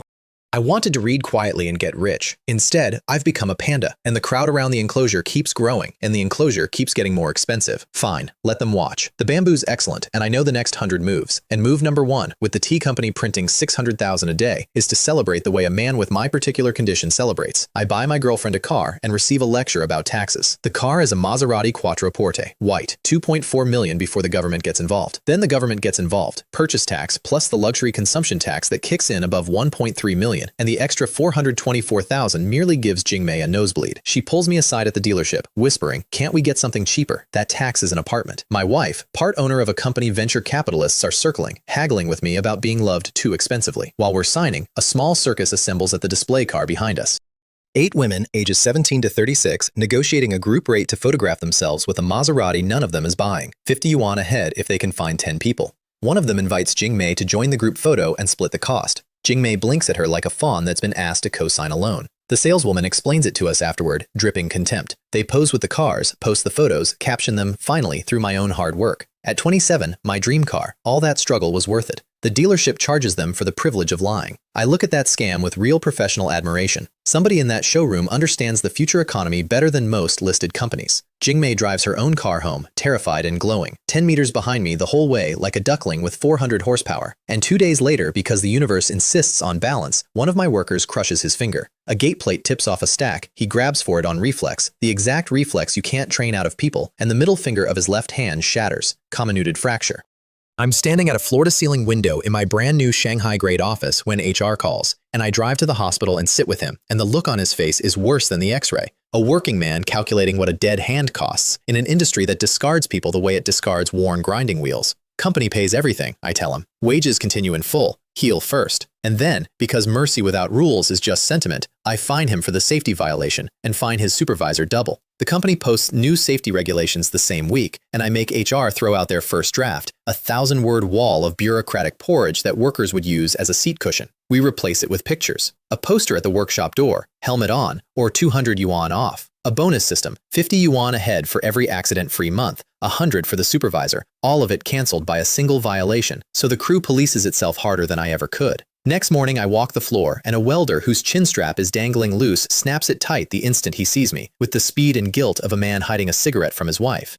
Workers guarding each other's bonuses. The cheapest safety inspector on earth is the man standing next to you whose 50 yuan you're about to lose. June is for exams, and exams are for farming. Remember, the system pays achievement points for honors, and the exam calendar is a farmer's almanac if you read it right. So in one absurd month, I take the TOEFL, 118 out of 120, and I resent the 1,000+ yuan exam fee on principle. The IELTS, 9.0, 2 points each from the system, ding ding, arriving with the smug punctuality of rent collection. Then CET4 and CET6, the National College English tests, both in one day. In the exam hall, the senior next to me sees the book I'm reading in the final minutes, a mechanical engineering text, because I'm not wasting queue time on English I already own, and asks if I've come to the wrong room. A freshman nearby leans over and explains, with the weariness of a man describing a natural disaster, that I'm the department's monster, and 650 is my bad day. I finish the CET4 an hour early, hand in the paper, and leave to go read. The room watches me go like I've stood up mid-surgery. Perfect score.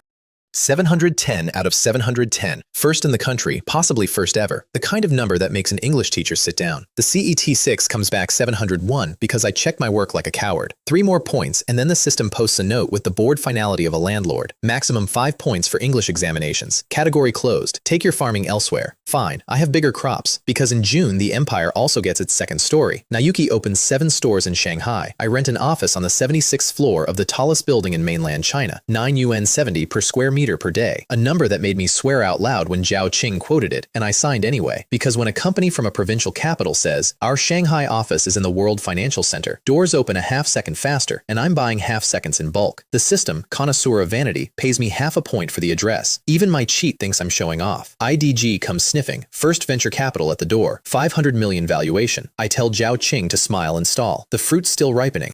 And in July, the summer splits in 2.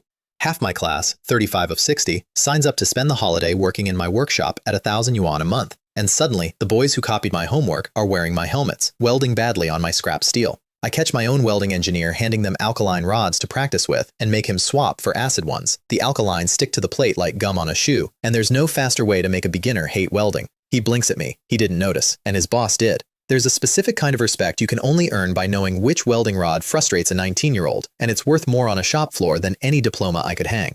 The other half of the summer belongs to my family, who come to H-City on the first airplane of their lives. My sister nearly fights a bald programmer over seat 2B, asking him with perfect sincerity, "Uncle, are you an idiot?" She meant to say his seat is 2B. The man's face goes through 5 distinct weather systems. My parents inspect the cabin like farmers appraising a rival's field. And then, for 2 days, I show them what their son does now. The factory, where 135 people call me boss, and my father walks the rows of machines with his hands clasped behind his back, saying nothing, standing very straight. The tea store, where my mother sits in a corner and counts customers, 1, 2, 3, 8, multiplying in her head until the numbers outrun her arithmetic, and she just watches the door swing. And the shopping trip, where I put a gold bracelet on my mother's wrist, the first gold she's worn in 20 years of marriage, a dozen grams, sized so it won't embarrass her at the market, and she looks down at it and cries, right there in the store, and I stand there with 2 lifetimes of engineering in my head and absolutely no idea what to do with my hands. That night, I tell them the real number, 60 million a month. Silence. Then my mother, "We couldn't spend that in several lifetimes." Then my father, a farmer who has never held 100,000 yuan at once, delivers the best business advice I receive all year, better than anything the venture capitalists say. "Son, leave yourself a way out. I've watched big bosses fall. Easy to go from thrift to luxury. Hard to go back." The system, sentimental as a tax office, chimes twice that week. 2 points for improving my family's living conditions, 10 for passing 100 million in personal wealth, 12 points for making my mother cry in a jewelry store. I'd have done it for free, but I'm keeping the points. Before the fair, though, the machine gets its first road test in the wild, and the venue is a wedding. Zhao Yu of Huazhong Valve invites me to his nephew's banquet at a resort hotel, the chairman's son marrying up, 10,000 yuan in my red envelope, VIP room stocked with local bosses. I get seated with a foundry owner, a machining boss with big lathes, a power tool exporter, and a man named Lu who ships stainless thermos flasks to half the world. They spend the first hour complaining about container freight rates, and I spend it listening, because a room of bosses complaining is a free market report. Then, over the fruit course, I ask Mr. Liu one question. "When your flask liners fail the weld inspection, how do you rework them?" "Argon arc," he says, grimacing on cue. "Slow, ugly, then grinding, then sometimes it still shows. Foreign clients reject on appearance alone." It's a wound every stainless man in the room recognizes, and I watch them all lean in slightly. "My factory's 10 minutes away," I say. "Come see something." 5 bosses leave a wedding banquet to look at a welding machine, which tells you everything about how banquets and business actually work here. In the lab, I hand weld a seam in front of them, pour mineral water on it while it's still warm to show off, and let Mr. Liu try the torch himself. He's clumsy for 90 seconds and competent by minute 3, which is the entire sales pitch of the product performing itself. He starts calculating rework volumes out loud. 2 of them take machines home that day on a free 1-month trial. Pay if you keep, the oldest trick for opening a market with a new machine, because no boss returns a tool his workers have gotten used to. Both keep them. Then their friends call. That's how a market is born. Not at the fair, at a wedding, between the fish course and the toast. The other half of the operation is uglier and matters more, the subcontractors.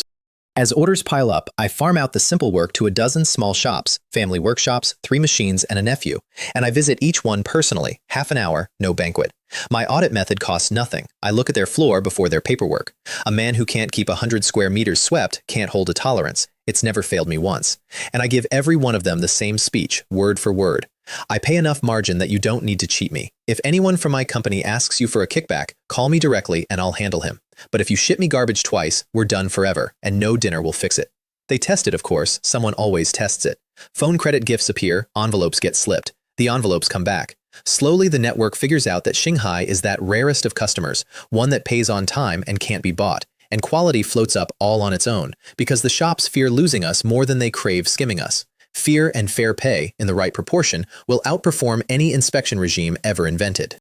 Rome Bin, the Huazhong heir, orange R8 from the wedding, turns up at my gate a few weeks later just to visit, registers with the guard like a mortal, and drinks my tea while asking, sideways, how one takes a company public. Decide now, I tell him, or the queue will close on you. His family will debate it for 3 years and miss the window, and I know that the way I know the weather in 2015. He also invites me to a sports car club. I decline the club and keep the friendship. The clubs race each other at midnight. I've already died once. The sequel needs a better plot than a guardrail. Now the laser. Everything else this year is scaffolding around the laser. Here's the play, and unlike the valve machine, this one I can only half explain with a straight face. Handheld laser welding, a torch you hold like a hairdryer that lays a perfect 2mm seam on thin steel with nearly zero distortion, no grinding, no skill barrier worth mentioning. Train a worker in an hour. In the world I already lived through, this machine doesn't get invented until around 2015, and then it eats the sheet metal industry alive. It's 2009. Nobody on Earth makes one. Which means the world's first is sitting unclaimed on the calendar, waiting for a man rude enough to take it early. The catch? The heart of the machine, the fiber laser itself, I can't build yet. That technology lives in the achievement store behind the level 5 wall, and the wall is months of grinding away. So phase 1 is honest assembly. Import the laser from IPG, the industry's foreign king, at 50-some thousand a unit. Wrap it in my own torch, my own wire feeder, my own water cooling, my own casing. Production cost around 65,000. Sale price 200,000. 130,000 yuan margin per box on a product no competitor will have for months. When my sales VP sees the arithmetic, he goes quiet and then asks, very carefully, why nobody else is doing this. Because nobody else knows it works, I tell him. The market doesn't exist yet. We're not entering it. We're inventing it. And for one beautiful window, we are it. I designed the torch myself, aluminum body, light enough that a man's wrist survives an 8-hour shift, and file the patents, and build 10 prototypes. And then I do the thing that makes my quality manager want to hide under his desk. I inspect our own exhibition workbenches and blow a fuse. The welds on them are ugly, functional, but ugly. Gas-shielded beads laid by an outsourced shop, ropey and proud of it. And we are about to stand at China's biggest industrial fair selling welding machines. Grind every seam off, I tell the floor. Every one. Re-weld them with our own laser. If a customer looks at our bench and sees a bad weld, we're not a welding company. We're a joke with a booth. A company that sells beauty cannot ship ugly. The workshop grinds all weekend and nobody complains twice, because everyone can picture the alternative. The whole industry pointing at the welder with the crooked seam. Then the fair. Shanghai, October, 100,000 visitors. And my secret weapon, the 4 robots. The centerpiece isn't the welder. Welding is boring to watch unless you weld. So I spend 3 days before the fair doing something genuinely stupid with my evenings. Programming 4 robots from 4 rival brands. ABB, Kuka, Thanek, Yaskawa, each with its own control language, each needing hundreds of taught positions, into a choreographed martial arts duel. 2 swordsmen, a spearman, a staff wielder, looping combat with background music. My thumbs ache for a week from the teach pendants. No sane company does this, which is precisely the point. Day 1, while I'm still on the road, the Kuka loads the wrong program, lurches like it's been shot, and the whole act dies. The Fengqi laser salesmen next door have the best morning of their lives at my expense. Dead robots, big empty booth. So much for the miracle company. I arrive at 1. It's the wrong program selected, a 2-minute fix, the robot equivalent of a car that won't start because it's in gear. I select the right program, restart the loop, and by 1:30 there are 4 robots fighting with swords in my booth, and a crowd of 60 people, 70, phones out, children pulling parents. The Fengqi booth drains like someone opened a valve in it. Their own salesmen drift over to watch, get bellowed back to their post by their manager, and sneak looks all afternoon. That crowd is bait.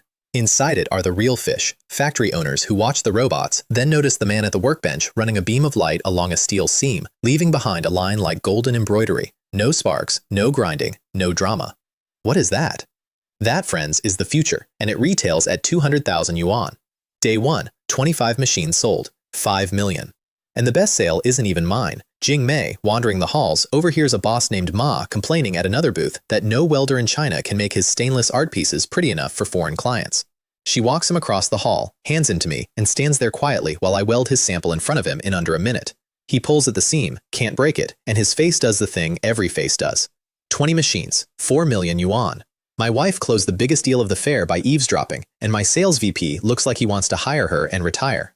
Day 5 brings the whale.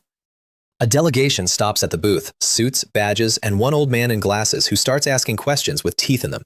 Penetration depth, distortion values, the microstructure of the heat-affected zone. My salesman answers the first two and then stands there mouthing HAZ like it's a foreign swear word, and I step in because I know who these people are before they introduce themselves. Nanshe, the rail vehicle group. The people who build China's subways and high-speed trains, a company with assets in the hundreds of billions, and the old man is Cui Jianan, their chief engineer. So I skip the sales pitch and recite his own problem to him before he can describe it. You're fighting distortion on stainless subway bodies. Roof sheet down to 0.8 millimeters, sidewalls around 2. Right now you argon weld and then smear adhesive over the seams, and the adhesive ages, peels, and costs you maintenance forever. Your welds ripple the outer skin and you flatten it by hand. Chi Feng, my machine welds your thinnest sheet with almost no heat input, no ripple, no adhesive, and any worker you have can learn it in an hour. He stares at me the way examiners stare when the student starts answering questions that weren't asked yet. Then he grills me for 20 minutes, real questions, expert questions, and I answer all of them, and he breaks a test weld with his bare hands and inspects the fracture like a jeweler, and finally says, with genuine regret, that if I weren't the owner of this company, he'd poach me. 100 machines, 19.2 million yuan. The largest single order in the company's history, from a Fortune Global 500 pillar of the nation, on day 5 of our public existence. The fair closes at roughly 40 million in sales and 27 million gross, and I celebrate my staff the only way I apparently know, hot pot. Mutton the first night, beef the second, fish the third, braised chicken the fourth. By night 4, my employees are exchanging the desperate glances of hostages, and someone finally croaks, "Boss, we're so happy about the sales, and also please, anything that is not hot pot." We compromise on mushroom hot pot, which I maintain is a different food, and I am alone in maintaining this. And next door, all week, the small tragedy of Feng Qi Laser plays out like a morality opera. Their star salesman Li Hui, the one who laughed loudest at my dead robots, spends day 1 bragging about a 3 million yuan cutter deal, deposit paid. Midweek, the client calls, cancels, and asks for the deposit back. And then, in full view of the Feng Qi booth, that same client walks over to my booth and buys handheld welders. Li Hui smashes a water bottle on the floor hard enough to make his own staff study the carpet. I'd feel worse for him if the week hadn't started with his laughter, but the ledger of the universe balances fast at trade fairs. Between fair days, small human things happen, because life doesn't pause for commerce. Pudgy and Li Ming tag along to Shanghai, and Li Ming finds a call girl card on the pavement, pockets it to prank Pudgy with, and gets hotel room checked by 4 police officers that very night, the card fluttering out of his pocket onto the floor in front of them like a dove of guilt. He talks his way out. Pudgy extorts 3 days of laundry service for silence. Justice, if you squint. And I buy the Phantom, a Rolls Royce, off the auto show floor at the same fair, 8-figure sticker, and the dealer leaves it on display for the remaining days with a sold placard. Free advertising for both of us. The system pays me half a point and appends, primly, its new rule. Luxury cars count once per model, 5 million minimum. Even my cheat has standards about conspicuous consumption. When my mother eventually asks what the new car cost and hears about 10 million, she performs the full aria, that spendthrift. 10 million, that's a building. While my father quietly goes outside, sits in it, and touches every surface twice. One more purchase closes the season. A villa, detached, French-styled, 5 mu of garden on the south slope of Phoenix Mountain. Pool, fountain, rockery, 956 square meters, 35 million. Bought substantially because my mother wants somewhere to grow vegetables, and you cannot grow bok choy on a 23rd floor balcony. Believe me, she's tried. The night we move in, I lie down alone on the lawn in the dark. On grass I own, under stars I can't buy yet. 1 year and 1 day after I died at 32 in a rented walk-up. Net worth, past 300 million. The system, moved by real estate the way some men are moved by poetry, chimes. First detached villa, 1 point. 1 point for the whole house. Everyone's a critic. While the money compounds, the school and I finish becoming allies, and it starts with a speech I can't dodge. Freshman orientation. 5,000 new students on the football field, and the vice principal introduces me with a resume so long it stops being an introduction and becomes a eulogy for everyone else's self-esteem. First in department, perfect national score, 7 papers, monthly revenue over 100 million. When I finally take the microphone, I tell them the truth, which is that the praise nearly stranded me up there, but luckily, I'm not afraid of heights. Then I give them the only sermon I own. 10,000 hours. I get up at 6, I read until the library kicks me out. Money for me is now just a number, but the hours were real, and they're the one currency everyone in this stadium is issued equally. I can do it, so can you. And then, mid-speech, unplanned, I look out at an industrial university where most graduates will never touch a robot before their first job, and I hear myself donate 2 million yuan of industrial robots on the spot. All 4 major brands, a real lab, the kind of decision that should take 3 board meetings, made in 4 seconds at a microphone, and I have never once regretted it. Partly because the school now treats me like a visiting head of state, and partly because the system, which apparently audits generosity, pays me half a point for charity like a stingy uncle pressing a coin into my palm. The fame machine keeps producing its strange harvest. Notes under my windshield wipers by the handful now. And one week, someone escalates. A girl spray paints scumbag across a Mercedes S350 in the campus lot. 1 digit off from my plate. She defaced the vice principal's car by mistake, trying to get my attention. The school hauls her in, she cries exactly as long as the teachers are watching and not 1 second longer, and when I talk to her alone, she looks up, dry-eyed, and says she fell for me at first sight. You're judging me by my face, I tell her. I thought at least it'd be my knowledge. I'm hurt. She laughs despite herself. Then I close every door gently but completely. I have someone. No, you can't be my little sister. The position's taken and my actual sister defends her title, and I make her apologize to the vice principal and pay for his paint job. Somewhere in this city is a repainted Mercedes and a girl who learned that romance by vandalism has a poor conversion rate. The 3,000 meters is a cleaner kind of comedy. I enter the school sports meet purely to farm the system. It pays for placings, I've checked, and at the gun, I sprint the first 20 meters like a lunatic. Half the field panics and chases. Then I settle into my real pace and watch them die by lap 3, one by one, gasping victims of a fake breakaway. A pretty girl runs onto the track offering me mineral water mid-race, which is either kindness or the most transparent ambush in athletics. I wave her off and win my heat by 3 seconds. Half a point. The campus reporter asks how it feels. Tired, I tell her. She writes it down like a quote from Confucius. While I'm collecting, I also pay. $1 million a year, 3 years, for campus sports. Prizes for everyone who enters anything, not just the winners, because the winners were already going to run. The announcement plays over the campus loudspeakers while I'm driving out the gate, my name echoing off the dormitories, and I roll up the window on it. There's a version of this where I stay and bow. I like the version where the money bows for me. And then the system dumps its biggest single payout of the autumn, for paperwork. 3 utility model patents grant in the same week. The plasma rig, the hot wire TIG, the handheld laser, plus a design patent, 9 points in one glorious cascade of dings. And I stand in my office listening to my invisible landlord count out coins, and I think, almost enough. The store's still locked, level 5 is still weeks of grinding away, but the wallet's filling, and I already know the first thing I'm buying, the heart of the machine, the part I still import, the fiber laser itself. November 1st, 11:11 and 11 seconds in the morning, in a corner of the library, after 235 days of grinding, level 5. A warm current runs through me like someone opened every window in my skull at once, and I have to physically stop myself from standing up and running a lap of the reading room. 235 days, 14-hour reading days stacked like bricks, through fairs and factories and hot pot. 10 yuan and 10 experience points per word now, but that's the loose change. The store is open. I sit there among the studying undergraduates, outwardly a young man staring at nothing, inwardly a man walking into a vault. I search fiber lasers, and there it is, tiered like a menu written by God's procurement department. Domestic top tier, 10 points. World class, 20. World leading, a design 1 or 2 years ahead of the best laboratory on the planet, mass production ready, 40. I have 55.5 points. 8 months of papers, patents, exams, honors, humiliating half-point donations. I look at that 40-point price tag the way a farmer looks at seed grain, and then I do it. First pouring a mountain of experience into advanced optics until the skill hits level 6 and the last requirement flips green, then paying. 40 points. Gone. It physically hurts, like the withdrawal slip for your life savings. Then the knowledge arrives, and the hurt stops mattering. 10 minutes. That's how long it takes for a complete world-leading fiber laser to install itself in my head. Not a textbook, the whole thing. Pump architecture, resonator design, every dimension, every tolerance, the manufacturing process, the equipment list, the factory layout, the assembly sequence, the failure modes. 10 minutes, and the 20-year-old in the library corner is, verifiably, one of the top lasermen alive. I walk out past the lake and stand there breathing, and a couple on a bench asks if I want to sit, and I decline politely, because what I want to do is climb the bell tower and yell, "Who else?" at the city, and you can't do that socially.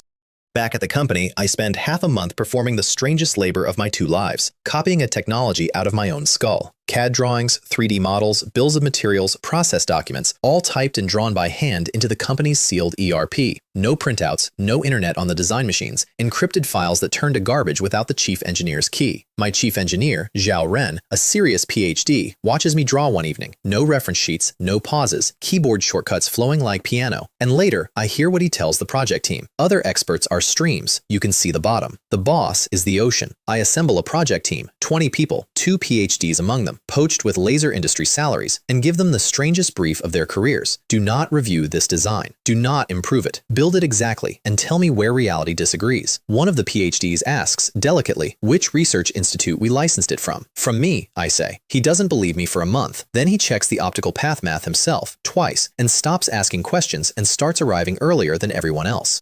And in the middle of the sprint, the money for all of it lands in one blow. Tianyuan Venture Capital comes for Nayuki, and after 3 days of theater, Zhao Qing playing the iron negotiator, me playing the reluctant founder, both of us performing our roles like a wrestling match with term sheets, we close at a pre-money valuation of 8 billion yuan. They put in 500 million. And the part I actually came for. I sell 15% of my own shares for 1.2 billion. Cash, 960 million after tax. The tea empire, converted into fuel while it's still hot. Exactly as planned in the room where I first did the cold math. The system, which respects nothing so much as a round number, delivers its verdict at bedtime. Personal wealth exceeds 1 billion. 20 points. 20. In one chime. I lie in the dark next to a sleeping Jingmei doing silent arithmetic like a miser. And the total comes to enough for the next technology, and the one after that is already circled in the catalog. A billionaire, 20 years old, and my honest first thought is, good, I can afford more books. A billion yuan attracts government the way a carcass attracts condors, except politer, and I've learned to fly the meeting rooms. It starts, of all places, at a family dinner I'm not attending. Lin Shu-ying, the baby-faced counselor from my college, the one my own counselor courts like a hopeless toad, goes home for the weekend and mentions to her father over the news broadcast that a sophomore at her school runs a company doing 100 million a month. Her father is Yao Cheng, vice mayor of H City. He spits out his tea. 2 weeks later, he's touring my workshop with a delegation, and I watch him do the things serious officials do. Ignore the numbers, I say, and count what he sees. He sees several hundred welding machines running. He sees my dormitory building, single rooms, private showers, washing machines, and stops walking. Most factories stack 4 to 8 workers in a room, he says slowly. Some stack them like cargo. Then he looks at me differently for the rest of the tour, and I understand that I've passed a test that wasn't about money. At the end, the ritual question. Does the enterprise have any difficulties the city can help with? Usually, a company asks for a tax break, a permit, a road. I straighten up and ask for 2,000 mu of land, 300 acres, and announce an investment of 5 billion yuan. The room goes so quiet, I can hear the welding shop through 2 walls. Yao Cheng asks if I'm serious, twice, because every city has been burned by big talkers who announce billions, hoard the land, and build nothing. Men who, as the saying goes around here, sleep with your wife and bill you for the baby. So when the provincial delegation comes, 17 officials, 1 long table, I skip the speeches and lay a printed bank certificate in the middle of the table. 1 billion yuan, on deposit, untouched. Paper beats poetry. You've never seen 17 skeptical faces reorganize so fast. Then I tell them what I'm building, and I don't dress it down. A canteen that seats 5,000, 40 dormitory blocks, 15,000 single rooms, 1.2 billion for worker housing alone. And when one official suggests the dorm budget seems, generous, I tell him that's not a rounding error, that's the point. An 18-floor headquarters, 5 laboratory buildings with 1 billion in instruments. When we scout locations, they run a police escort in front of my car, and I turn down 2 plots near the airport with excuses so polite everyone pretends to believe them, and choose 2,000 mu on the west side, next to the Shishi wetland, about 1 kilometer from a patch of empty grass where, in the life only I remember, a company called Alibaba is going to build its campus. Good neighborhood, trust me. Terms, 3 years tax-free, 3 years at half, and my one hard condition, non-negotiable, stated in front of every official present, the relocated villagers get paid directly, personally, transparently, with no village cadre's hand in the envelope. I grew up watching land money evaporate between the county and the kitchen table, not on my land. The city says yes to everything. Vice Mayor Yao appoints himself deputy leader of the project team, invites me for tea in an office whose only luxury is a scroll reading Heaven Rewards Diligence, and tells me to call him Uncle Yao, which in the dialect of Chinese officialdom is a contract more binding than most contracts. He asks one real question over the second cup. Why is Nayuki listing on NASDAQ and not at home? And I give him the answer I'd give no reporter. Because milk tea is a firework, not a furnace. It will fade, I'd bet anything on it. And in a sense, I already have. When it does, whoever holds the stock rides it down. I'd rather that be foreign funds who price the risk than my own countrymen chasing a hot name. He studies me for a long moment, this 20-year-old explaining loyalty via security strategy, and then nods once, and the tea after that tastes like alliance. Meanwhile, the bank that wouldn't lend me money in January discovers my existence. Branch manager Joe arrives unannounced, hoping to capture my deposits, and I do something small and vindictive and deeply satisfying. I have my VP tell him I'll be back in an hour, then that I'm traveling. He waits, smoking through half a pack in my lobby, the same lobby where his own loan officers once let me hold paperwork for a loan that never came. Petty? Absolutely. 2 lifetimes of being the man in the waiting room, and now the waiting room is mine, and I let it do an hour of talking for me. I never even see him. Some revenge is best served by reception staff. December brings the 2 scenes I'll remember when the money's all just zeros. The first happens in a classroom before the bell. Wang Bo-jun, a quiet classmate, sturdy from Jiangxi, the kind of student who never asks for anything, comes to my desk with 2 days of grease in his hair and eyes swollen down to slits. He tries to speak, fails, tries again. I want to borrow money. A lot. 100,000. Less is fine too. His father has esophageal cancer. Early stage, sliding toward middle. Surgery might buy years. The surgery costs 100,000. The family's savings are gone. The relatives are tapped, and selling the house wouldn't cover it. Halfway through saying it, he stops being able to stand, squats down right there in the aisle, covers his face, and comes apart in front of 40 classmates. I'm useless. When I saw my dad lying there, I'm useless. And the room goes silent the way a room does when everyone realizes at once that they're watching a real thing. I let him cry. Crying is drainage. Damn it, and it floods somewhere worse. Then I tell him, 100,000 won't be enough. I'll lend you 200. No interest. You pay me back after you graduate, from your salary, over years, and 2 conditions. Tell your family to pick the good hospital and not to bargain hunt with your father's life. And when this is handled, you come back to school. A dropout can't repay me, so finishing your degree is in the loan terms. I write the check on my knee. I've carried a checkbook since the 2nd month of being rich, for exactly the days when a bank transfer is too slow for a life. And Wang Bo-jun takes it with both hands, and then he kneels on the classroom floor and kowtows to me 3 times before I can stop him. 40 witnesses. My whole body cringes, and something older than me accepts it anyway. Some debts a man needs to bow into, or they crush him.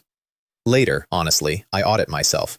He asked in public, cornered me in front of the class, whether he meant to or not, and I paid in public, and every future request just got easier to make and harder to refuse. A colder operator would have taken him into the corridor. Fine, let the precedent stand. Some doors should be expensive to close.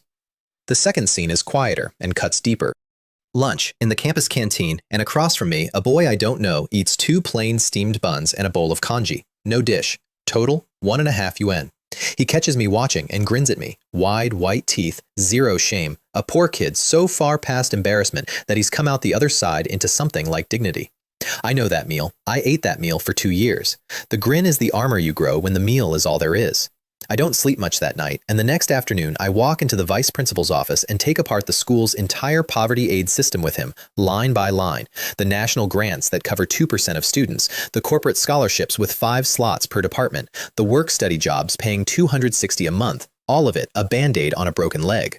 And then I build the replacement across 1 pot of tea, the Shanghai student loan, interest-free. 8 million yuan a year, 10 years committed, tiered by grades. Top students borrow 3,000 a semester, average ones less. Everyone from a poor family qualifies for something.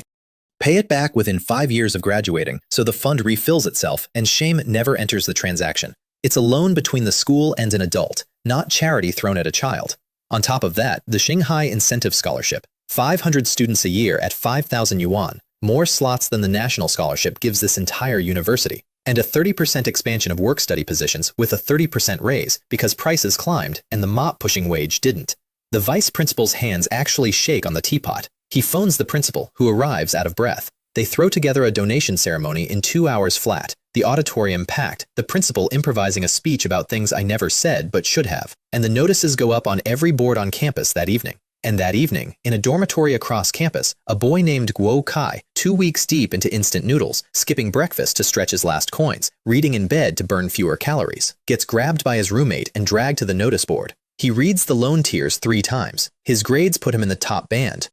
3,000 a semester, starting now. No interest, no begging. He calls home from the corridor phone. I never hear that call, and I've never needed to. I know both sides of it by heart, from a life where nobody made it to my notice board in time. The system gives me 1 point for the whole thing. 1. Cheapest point in the catalog, and the only one I'd have paid real money for. A few small scenes from the shop floor, before the big finish, because empires are actually built out of Tuesdays. 3 gate plates come back cracked one morning, and my quality chief, my welding engineer, and half a crew are standing around them like doctors around a mystery patient. Delayed crack cracking, someone guesses. Casting flaws, says another. I pick up the dye-sprayed piece, look at the straight red line running square across the bead, and give them the answer in one breath. Transverse fracture. The cobalt alloy has poor plasticity. The base metal and the overlay shrink at different rates as they cool, and on a piece this size, the overlay simply snaps, like a tile glued to a drying plank. Not delayed cracking. Stainless doesn't do delayed cracking. Wrong carbon. My welding engineer, a serious man with years on me on paper, checks it, goes quiet, and finally says, "Boss, I couldn't have named that." That story travels the workshop by lunch. By dinner, it has grown immoral, as workshop stories do. A new hire in the canteen whispers to a veteran that he can't believe the boss eats here, and the veteran, not looking up from his ribs, delivers the company catechism. The boss welds better than any of us, runs the lathes, programs the robots, and diagnosed a crack the engineer couldn't. Don't treat him like a student, treat him like the reason your dormitory has its own shower. I'm 2 tables away and pretend to hear none of it, and I'd be lying if I said the ribs didn't taste better. The same week, I lose my temper on purpose, a management tool I ration like antibiotics. Word reaches me that some crews bully the quality inspectors. Rework is annoying, so the men with grinders lean on the men with clipboards. So I call a meeting, tap the table once, and inform the room that a certain crew has been giving inspectors trouble, and I won't say which one. First offense, warning. Second, reassignment. The beauty of not naming the crew is that every supervisor in the room walks out certain it was his, and for a month, the inspectors get treated like visiting royalty. Precision anger, wholesale price. Meanwhile, the tea empire fights its own war down south, and I mostly get it in dispatches. Zhao Qing flies Shenzhen to H-City like a commuter now.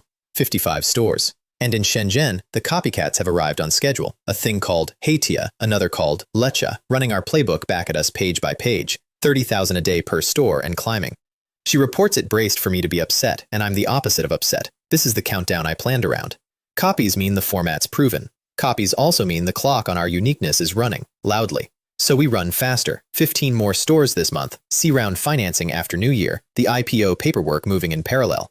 Sell the firework while it's climbing. Everyone can see the light, only I know the arc. She's also, by now, simply good in a way that makes me look prophetic for hiring her. The banks that once made me collect stamps for a car loan now approve her requests over lunch. When she hits her first milestone, I hand over the promised equity slice without ceremony, and she looks at the paper, then at me, and I can see her recalculating the odds she took on a 20-year-old boss. Good bets look reckless until they pay. Mine on her, hers on me. And because no month of mine is allowed to contain only dignity, December also contains the skills competition, which I enter for loot like a man raiding a dungeon. The World Skills Competition. They call it the Skills Olympics. Welding as an event, national selection, world final. Cui Jianan mentioned it over Mao Tai and Qingdao, joking that my hands would meddle. I registered before the glass was empty, and then, greedily, added 2 more events, mechatronics and CAD design. If you're going to farm a dungeon, clear every room. Qingdao deserves its own minute, actually. I drove the Phantom 850 kilometers to visit Nanchei's Xifang plant, the place where China's high-speed trains are born, as after-sales service for those 100 machines. No welcome banner, no ceremony. Pudgy, riding along as unofficial luggage carrier, was offended on my behalf. And then the welders gathered, a few dozen of them, and I earned the only welcome that matters in a workshop. I answered their questions at their level. Why a golden bead is right and a silver one is shallow. Why the wire sticks and what the fix is. And then I picked up an argon torch and welded the exam that ends careers. 45-degree fixed pipe, obstructed, every position in one joint. When I finished, the beads so even it looked machine-laid. A 20-year veteran turned the piece over twice and said, quietly, that their best man couldn't match it. And where exactly did a boss learn hands like these? Practice, I said. 2 lifetimes of it, I didn't say. The provincial selection is almost embarrassing. I weld the hardest module in half an hour while a judge stands behind me holding a spare welding mask to his face, watching, and then goes and drags the other judges over mid-weld. Afterward, one of them, Judge Zhou, claps me on the shoulder and offers kindly to recommend a talented young welder like me to a big company for employment. The organizer coughs. Teacher Zhou, this is General Manager Mu of Shanghai Machinery. He donated $500,000 to this competition. The judge's face performs a complete seasonal migration. I shake his hand warmly because, honestly, his offer was the sincerest compliment I've received all year. A man judged my hands without knowing my wallet. I pass all 3 events, sign 15 sharp technical school students for the company on my way out the door, and the system pays 3 points for 3 qualifications, and the nationals wait beyond the new year. Then the laser prototype is finished, and the war I've been rehearsing for starts on schedule. My own fiber laser, XH-W1000, the badge on the case mine, not IPG's, sits on a bench in the new workshop, and I test it in front of the whole project team for 20 silent minutes, laying beads, cycling power, pulsing spot welds, my face doing absolutely nothing while 20 engineers forget how breathing works. Then I put down the torch, start production, stop buying from IPG. Someone exhales so loudly it echoes. The timing is not luck, it's a trap I set months ago. Around 30 companies are now racing to copy my handheld welder. My sales VP bought the intelligence and the fastest, Zhaozhou Laser, a listed company with 1.7 billion in revenue and 3 actual academicians on the payroll, ships their version at 180,000, undercutting me by 20. The day I hear it, I match their price and instruct sales to keep dropping as needed. They're assembling around a foreign laser that cost them 50,000+ a unit. Mine now costs me a fraction of that. This isn't a price war. It's me holding a stone over their heads and letting go whenever they stand up. And their machine, oh, their machine, rushed to market in weeks, and it performs like it. 3 furious customer calls in one morning. Water tanks alarming mid-shift. The beam drifting out of alignment every restart. 20-minute warm-ups in winter while the workers stand around like commuters. A torch nut that loosens itself as a hobby. Their sales VP and their R&D chief nearly come to blows across the boardroom table. You sold a prototype. You built a prototype. While their chairman smokes through the meeting and quietly summons his academicians back from national projects to fix a hairdryer.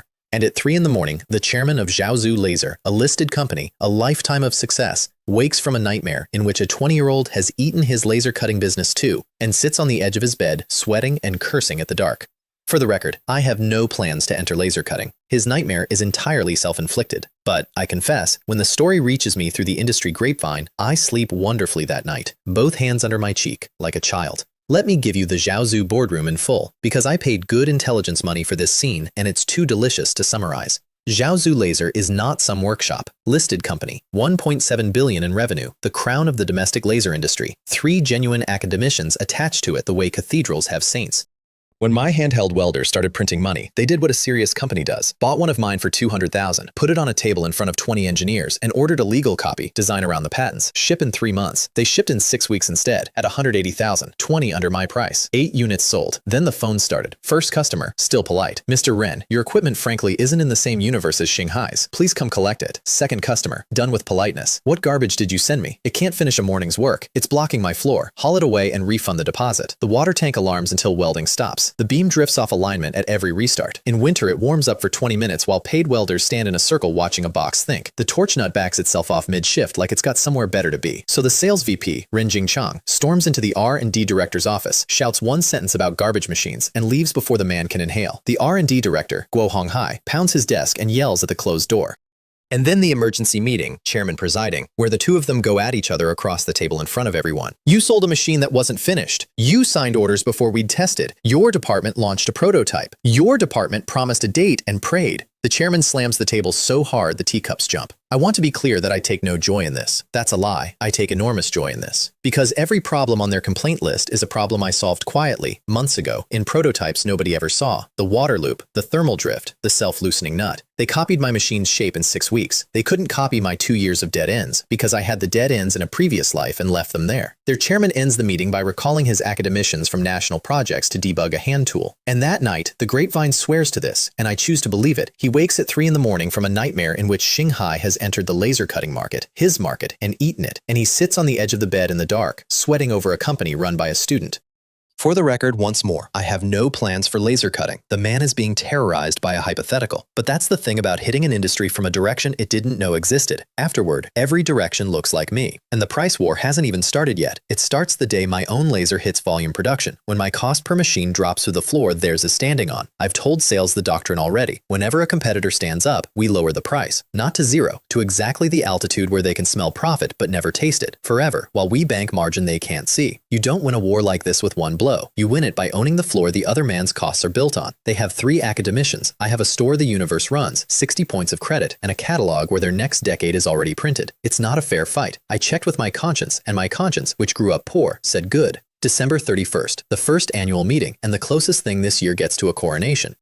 Pan Pacific Diaoyu Tai Hotel, 2nd floor rented whole, 80 tables, 800 people, 2 companies, partners, and both families meeting each other for the first time over cold plates and nuts. Jingmei picks her parents up at the airport in the Maserati, and her mother spends the drive doing horrified arithmetic out loud. 80 tables, at these prices, this hotel, do you children think money falls from core? And then goes quiet when the revenue slides start, because it turns out money currently does. My father hands Jingmei's father a Zhonghua cigarette, and the two of them settle into hometown dialect like men lowering into warm water. My mother and and her mother are trading vegetable growing intelligence within 4 minutes. 14 months ago, my family couldn't afford this hotel's parking. I stand at the back of the hall for one long moment and let that particular arithmetic finish before I go be the boss. The numbers read from the stage. Shanghai Group, formerly founded today, machining, laser, and welding subsidiaries under one name, closed 2009 at $982 million in revenue, from zero in 11 months. 809 million, 70 stores, valued at $8.5 billion after the funding round. Combined, a hair under $1.8 billion in year one. Then the raffle, and the raffle produces the evening's best theater without my planning a gram of it. The grand prize draw spits out seat 001, mine. 800 people watch the boss win his own phone, and I put it back in the pool with the solemnity of a magistrate. What's mine is apparently recyclable, and the redraw lands on a woman in her 50s at a back table. Auntie Lou, a cleaner. She comes up trembling, bows to the whole room, says nobody's ever called her lucky before, and starts to cry into the microphone. And I tell her, truthfully, that the company runs on exactly two kinds of people, the ones who invent the machines and the ones who make it possible to walk the floor without sticking. And that tonight, the raffle showed excellent judgment. The hall roars. Somewhere in the applause, my mother is also crying, because that's what this year has been for everyone's mothers. Then Jingmei and I sing. Love in the Rain, Cantonese, a duet we rehearsed for days in the villa's karaoke room, specifically so that 800 employees would not witness their chairman discover a lyric in real time. Her voice is lovely. Mine is adequate and heavily carried. The company decides on the spot that the boss's wife is the more talented executive, which, noted, agreed, minuted. And then I take the microphone for the real announcement, the one this entire year has been walking toward. 2,000 mu of land bought, 5 billion committed, Nayuki to NASDAQ within the year, and Shanghai's own 1,000-watt fiber laser, designed here, built here, world class, in production now. We no longer rely on imports, I tell 800 people, and the room goes still in the way rooms do when they realize they're inside a sentence they'll repeat later. The best fiber laser in the world is ours. The first handheld laser welder in the world is ours. From tonight, when a foreign company wants to know the state of the art, they can buy a ticket to H City. 2 extra months of year-end bonus, on top of the 13th and 14th. The hall detonates. Somebody starts the chant, and I stand there in the noise, doing the thing I do at every summit this year, checking the next slope. The system chimes through the applause like a cash register with a sense of occasion. First annual meeting, 2 points. High-tech enterprise certification, 5. Group company founded, 4. 60 total. The next technology in the catalog is already circled. Late that night back at the villa, Jingmei leans close and delivers the final line of the year against my ear. Her mother has said yes to everything. Just, she adds, turning the color of the raffle banners, not while her parents are sleeping down the hall. And the year ends there, genuinely happy, on the edge of everything. In the morning, her mother stands on my rooftop garden reciting Baiju Yi at the Qiantang River, a middle school teacher who never dreamed she'd see this view from the inside of it. The mothers cook breakfast together like a 2-woman alliance. My sister sprawls in the home theater she now takes for granted, plotting to follow Jingmei to the same university, and the whole house smells like fried eggs and money and the future. And out past the fence, the world I've kicked is waking up. 30 companies are dissecting my welder. Shaozu's academicians are flying home to a crisis with my name on it. The national skills team wants my hands in the spring. The 2,000 mu is bare mud waiting for foundations. Nayuki's bankers are drafting a prospectus in New York English. And behind the last locked door in my head sits level 6, 500 million experience points away, a full year of grinding, with technologies behind it that make everything I've built so far look like the warm-up act it was. 14 months ago, I died owning nothing but regrets. Now I own the regrets of my competitors, which the system informs me are also worth points. Let them come. I've read the last page. I'm just early. And this time, early is the whole superpower.